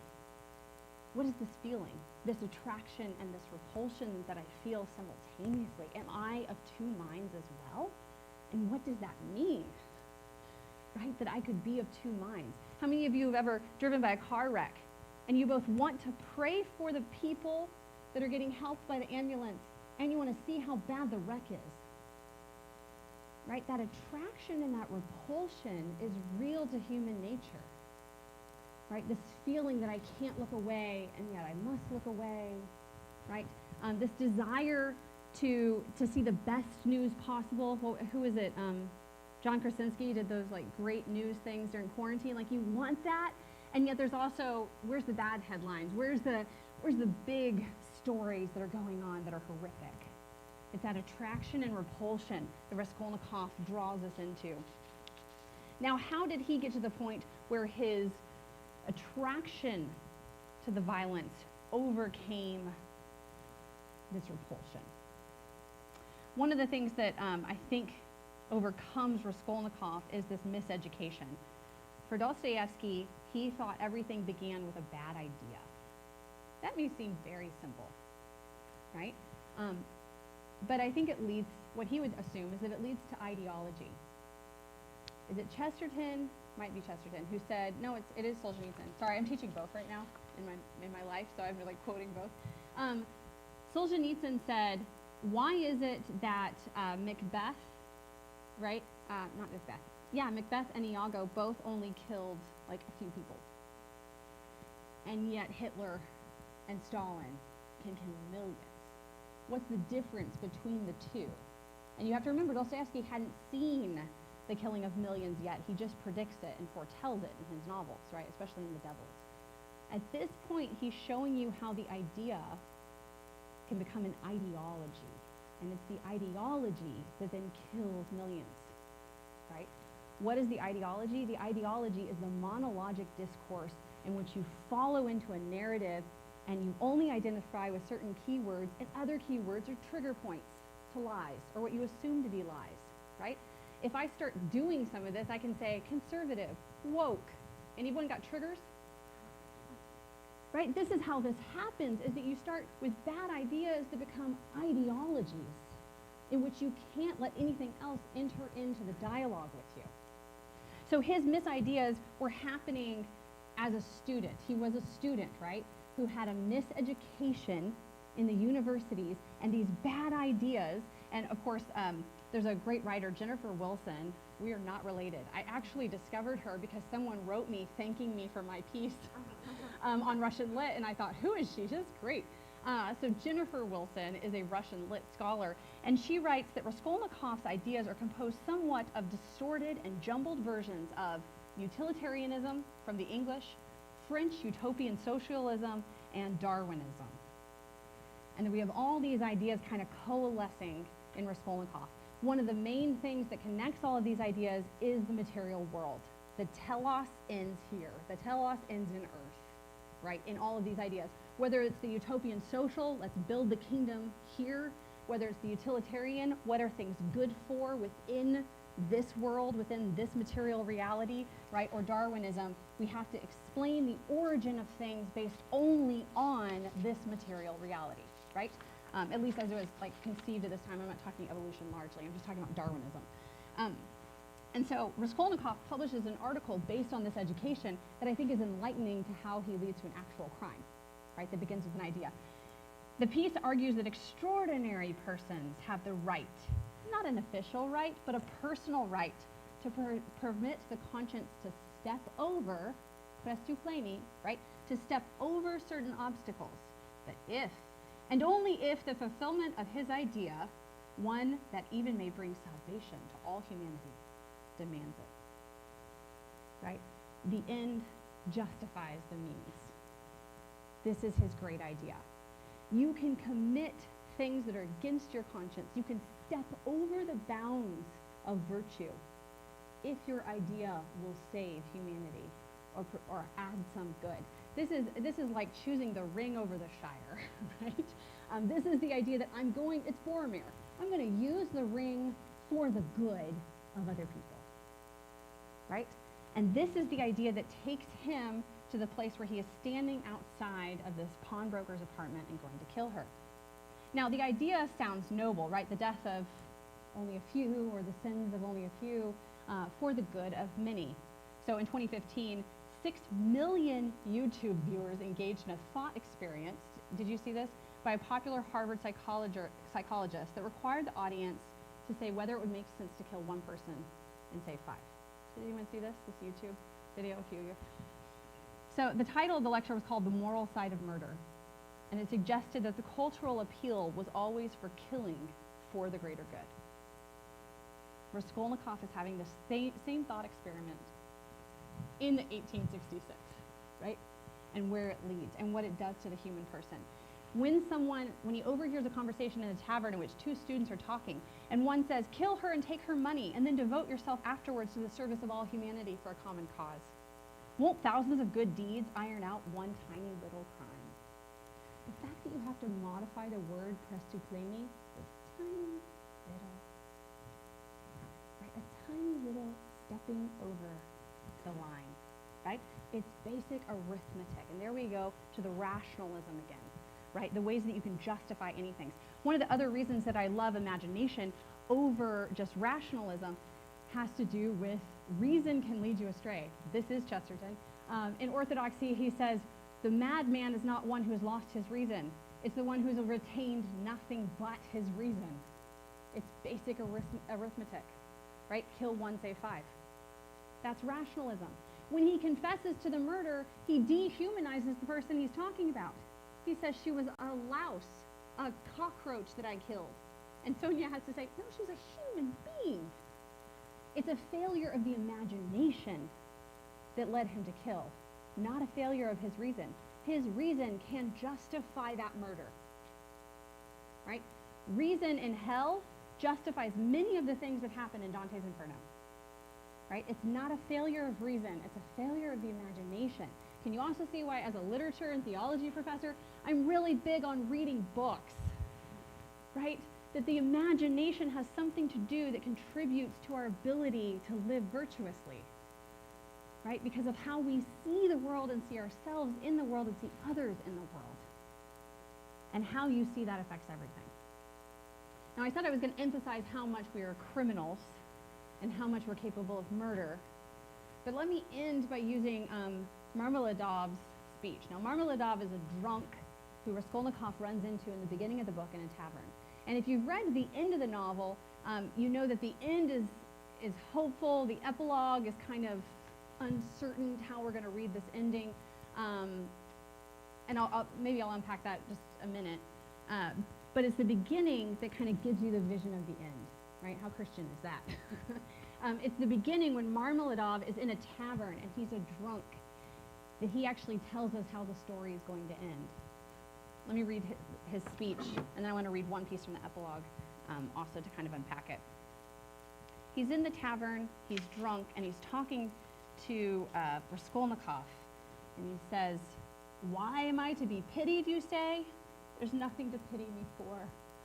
I ought to be crucified on a cross, not pitied. Crucify me, judge, crucify me and pity me, and then I will go of myself to be crucified. It's not merrymaking I seek, but tears and tribulation," right? He talks about why is he drinking this vodka. He says, like, why do I down a bottle of vodka? Not because I am happy, but because I am sad, right? And I am desperate. And he says, where is the daughter who had pity on the filthy drunkard, which of course will be his daughter Sonia, who's the prostitute. Where will she say, come to me, and I have forgiven thee once? I have forgiven thee once, thy sins, which are many, are forgiven thee, for thou hast loved much. And the Lord will say the same thing to Sonia. He will forgive Sonia, and he will forgive me, I know it. I felt it in my heart when I was with Sonia. He will judge and forgive us both, the good and the evil, the wise and the meek, and when he is done with all of them, he will summon us, come forth. Come forth, ye drunkards. Come forth, ye weak ones. Come forth, ye children of shame, and we shall all come forth without shame and shall stand before him, and he will say to us, you're swine, you're made in the image of the beast, but come also. And the wise ones and those of understanding will say, O Lord, why dost thou receive these men? And he will say, this is why I received them, O ye wise. This is why I received them, O ye of understanding. And that not one of them believed himself to be worthy of this, and he will hold out his hands to us, and we shall fall down before him. Of course, this is a changing of Luke 14, right? When the great man holds a banquet and invites everybody, and they give their excuses. Oh, I can't come, my daughter's getting married, I can't come, there's a funeral. And so the banquet host says, go out into the streets, call the poor, call the crippled. And they're all called in, and the messenger says, there's still room. Then fill up the room. Call everyone you can possibly find. But I will say that none of them who I invited prior will be at this banquet, right? Not the wise or who thought themselves too smart, right? But all you drunkards, all you criminals. And when we get to the end of the story, Sonia, who's a prostitute, right, who doesn't fit within Raskolnikov's imagination of a person, how could she be a prostitute who reads the Bible?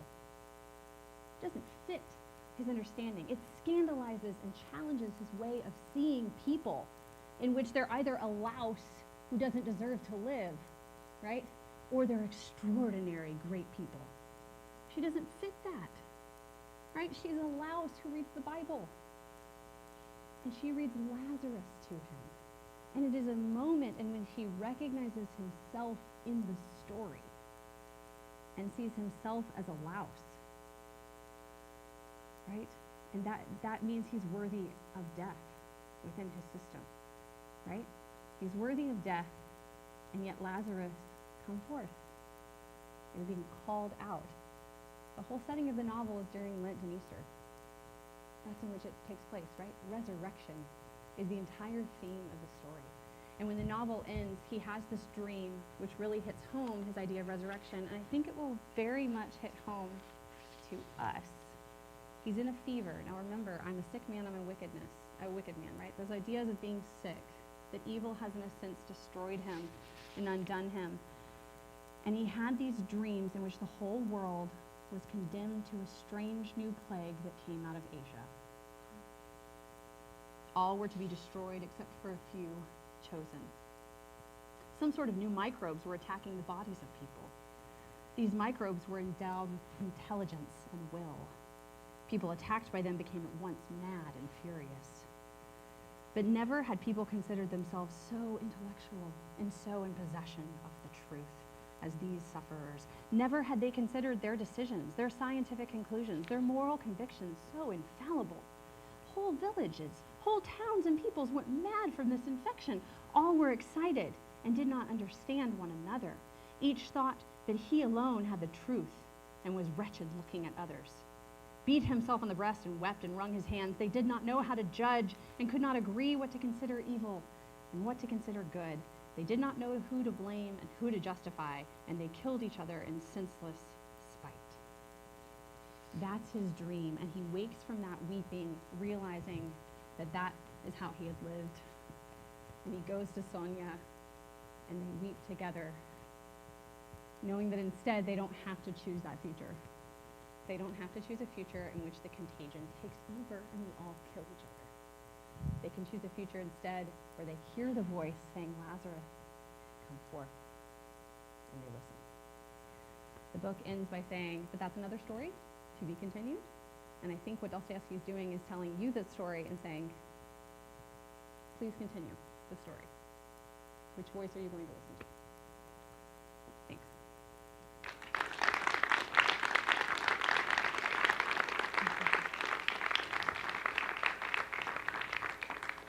We did want to take questions, so just be sure to stick your hand way up and shout real loud, and Jessica will repeat the question so we get it for the recording. I did want to start out. Could you elaborate a little more on the difference between ideas and ideology? Yeah. Can I take a sip of water first? Please. Ideas and ideology, yes. Ideas that take over and don't allow other ones. So ideas by themselves are kind of these like harmless things. And when they interact with one another and they're in dialogue, there's so much freedom there, right? So you can have good ideas, bad ideas. It's, you know, the marketplace of ideas, so to speak. But rather than just kind of choose them at random, you engage them. You actually allow them to participate with one another. Ideology is when you don't allow dialogue or participation. The idea becomes the rubric in which you allow other ideas to come in or not, right? In a sense, the idea becomes a sieve, like, right, when it becomes ideology, and nothing else can get in if it sounds suspect or to be mistrusted, right? We should have no fear. This is Pepperdine. I went to Pepperdine undergrad, and there's everywhere it says the truth has nothing to fear from investigation. We should have no fear of good ideas and bad ideas. It's why I can teach Nietzsche and Dostoevsky and Augustine all within the same year to my students, because we learn how to think and discern and how to imagine and how to love, and we can do that freely with our wills, the wills that Dr. Birzer was talking about. But at the same time, those who shut down the door and refuse to read the other side, right? Like, I will not read John MacArthur, or like, I will not read Rod Dreher, I will not read, like, it's like doors that we shut and say, like, I won't read these people, I won't engage with them. They could say nothing that's not stupid or ignorant or evil. You're closing down the door for truth. You can disagree with text all day long if you're reading them and talking about it and having dialogue about it, but to not engage becomes ideology. It's the silencing, it's the cancel culture effect that is happening on lots of different sides of the divide in America. So it worries me, and maybe why I chose to talk about crime and punishment right before an election. So, other questions? Yeah. I don't know much about Dostoevsky's life. Yeah. And I was wondering, like, how far down the evil path did he go Oh, before he came out? that's great. No, that's a great question. So Dostoevsky was a Christian socialist. So he was raised in the Russian Orthodox Church and was drawn to socialism because of that adjective. What he found, though, that really horrified him is when he was in these socialist circles, right? He was in this Petreshki circle, is that the people were talking about justifying the Christian utopia they were going to bring about by killing people.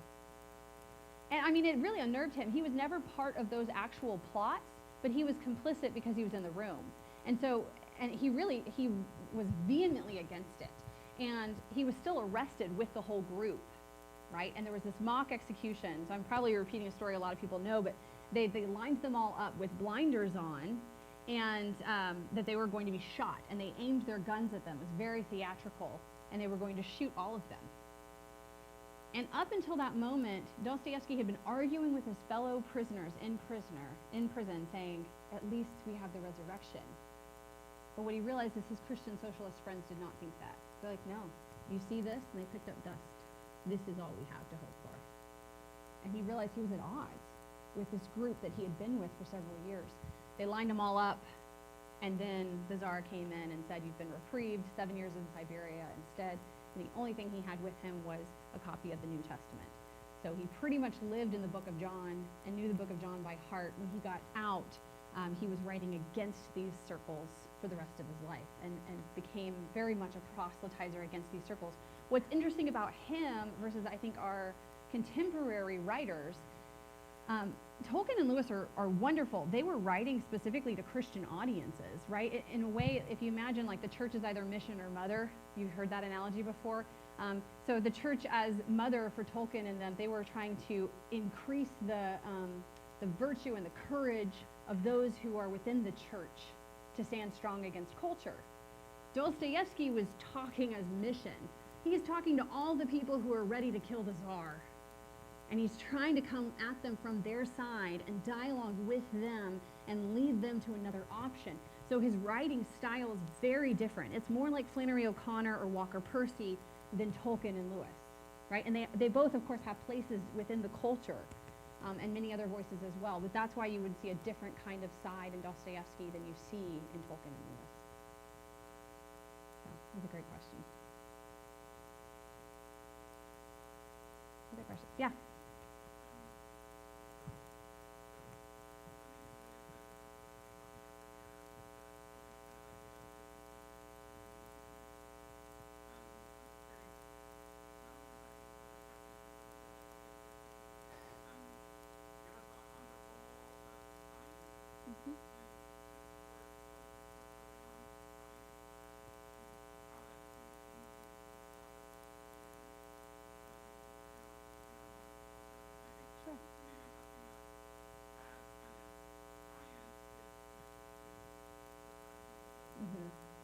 Yeah, let me repeat the question. What is the relationship between science and this idea of enchantment, and maybe where have those things been falsely divided?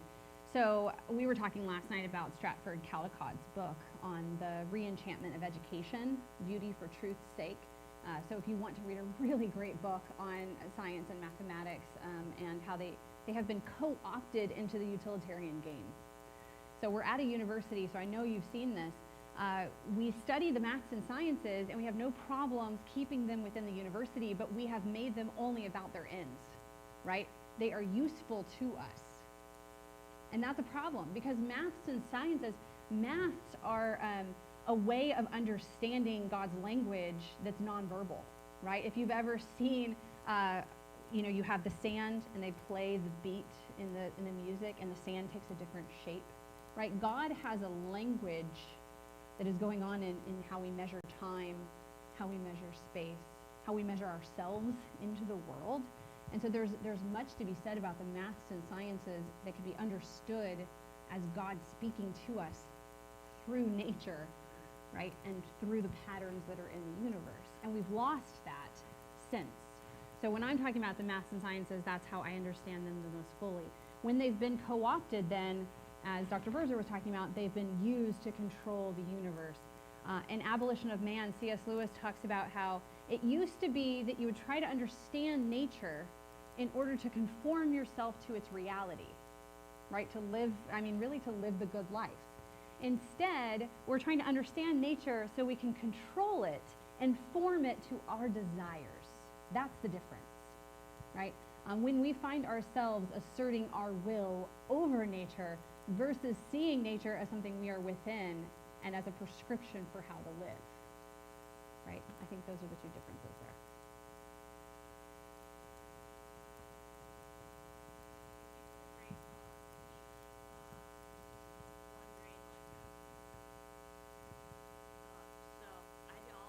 Mm-hmm. Limits the view of the world, so that will lead to the failure of imagination. I really agree with that. But so I'm thinking about parenting, how should adults teach Yes. next generation? Yes. And then you say you can teach to the college students because they have their own heart. They already developed their own heart, their own thinking. So you can impact their different ideas. Mhm. But as you say, in your when you watch the movie Right. with your kids, I'm gonna watch this movie Yeah. again and again. Yeah. And I really agree with that. But it's then how Right. I'm not part of that, but how as adults, how Yeah. should we teach the next generation? Yeah, I think that is a fantastic question.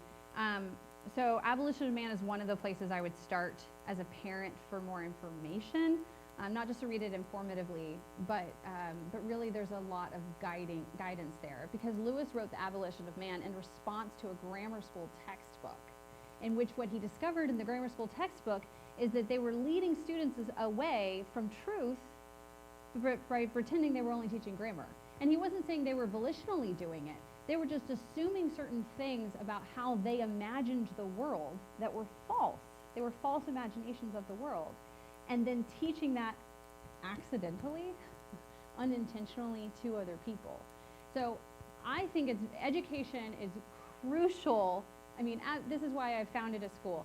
I'm already exhausted in my life. I have 3 children. I'm writing constantly and I'm teaching constantly. And yet I spend between 8 and 10 most evenings working on a school with no benefits for me, because this is how strongly I believe in this, right? The education of the youth. It has much to do with formation and not just ideas, right? Like I said, the ideas will, in a large part, lead you astray if they're not being combated in dialogue, in enfleshed conversations. The formation of our kids, they're much more affected by the habits you teach them and the things that they're doing, right? So I was reading a book. Matthew Mullins just wrote a book, Enjoying the Bible, and it's about literary approaches to the Bible. One of the things he admits personally is when he was a kid, he read all the time. He had a reading lamp, and he remembers when he was like 14 going over to a friend's house and being like, "Where's your reading lamp?" And the guy looked at him like he was an alien. What's a reading lamp? Well, like what you read before you go to bed, you turn on the light. don't have a reading lamp, right? So think about how that person is being formed. There's two different formations going on there. There's one which is learning to engage, empathize, live in and cultivate an imagination. And there's another which is really falling for society's version of what you are, which I will tell you is just mostly consumer. Like your identity within the culture only matters as much as you consume. So if I can teach my kids not to consume with their identity, right, but to engage and participate and imagine with their identity. So everything that I'm teaching them to do, everything that we do as far as playtime, as far as what we're reading and what we're watching, has to do with participation and engagement and imagination rather than consumption, right? I keep them from that passive consumption role in which they're going to be tricked and lied to quite a bit by our culture. And I don't mean just like lied to by false ideology. I actually just gave this example this week, so sorry for anybody who watched me on the, I did 2 webinars this week, so I don't know which one I did this on, but anybody who watched me on webinars this week, I already did this, but my daughter, here's just a great example, I think. When she was little, she was 2 years old, and we would go shopping in the grocery store, and Frozen had just come out. And so they were having chicken nugget packages where it was like frozen shapes, right? Like the shape of Olaf is your chicken. And so my daughter wanted that because she's 2 and she sees Elsa on the cover, right? And I told her I had to stop and explain, you know, the outside is trying to get you to buy it, but it's tricking you because what's actually on the inside is not going to be as good for you as what the outside makes you think. From then on, we would go through the grocery store and she'd be like, they're tricking me again, Mom, they're tricking me, everything's tricking me. But I think we have to like raise weirdos. I mean, I'm just I love holy fools. I love stories from Dostoevsky about holy foolishness. Like, our culture wants you to just fall in line so much. Chesterton writes this character, Gabriel Syme, in The Man Who Is Thursday, in which the character says everybody seemed to be revolting against things, but then they all looked alike. And he found the only thing he could revolt into was sanity, because everyone else seemed to have gone mad in all the ways they were revolting or protesting into something, right, that just all looked alike. And so his sanity was to not fall in line with that madness, but it looked like madness, right? When the whole culture's gone mad and you're sane, you're going to look like a crazy person. And I think you have to be ready for that. Yeah?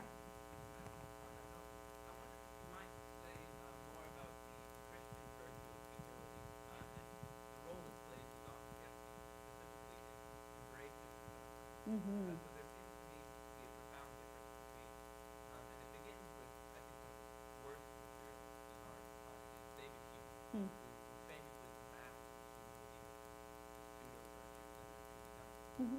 And Nietzsche, of course, picked this up and told, and Ayn Rand and yeah. Mm-hmm. But conversely, in Christianity, it feels the antithesis was the worst of the crime, and specifically it's referred to as trust. Mm-hmm. And so what you get with Nietzsche is the Uberman who winds up grasping at greatness on small and transient animalistic, and from Christianity you get Christ, and those who participate with holy fools, the saints who go down to heaven, they're the one who Yeah. No, absolutely. So the question is about, in our current culture, we seem to be falling into the Nietzschean idea of uplifting power and pride as virtues, right? The people who are strong enough to resist, the people who are strong enough to take a stand, versus the Christian virtue of humility that's kind of lost by the wayside in the materialistic culture. And especially in Dostoevsky and in a lot of the great Christian writers, humility is paired with humiliation when it's dramatized, right, in fiction. So characters are humiliated, and you feel their humiliation. Imagine the actual humiliation of the cross for a second. God, who could get down at any moment, is naked on a cross, being insulted.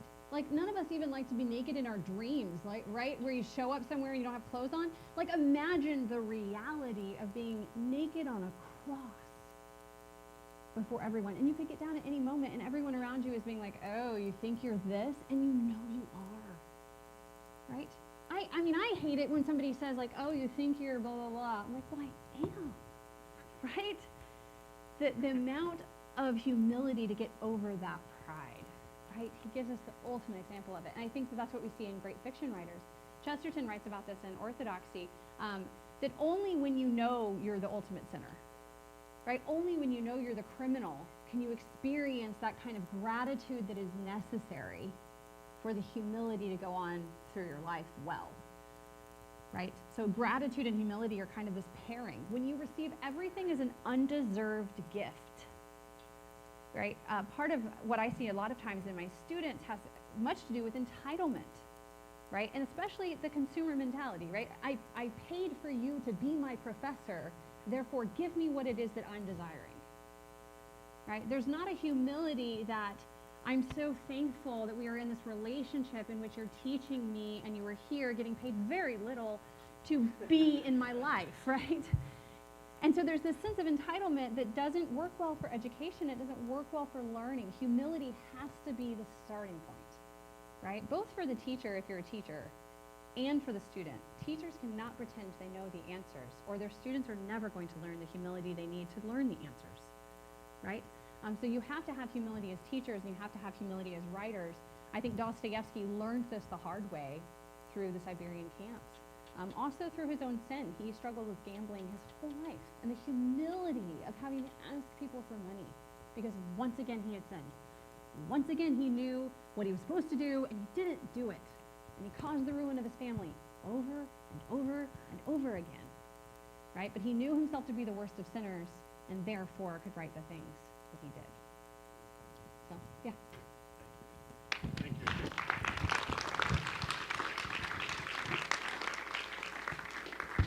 This was all recorded, and I think this will be around just a little bit longer if anybody has questions. Also, stay tuned. We're going to have a podcast hopefully up, and we may have more podcast content in the weeks to come. So thanks everybody for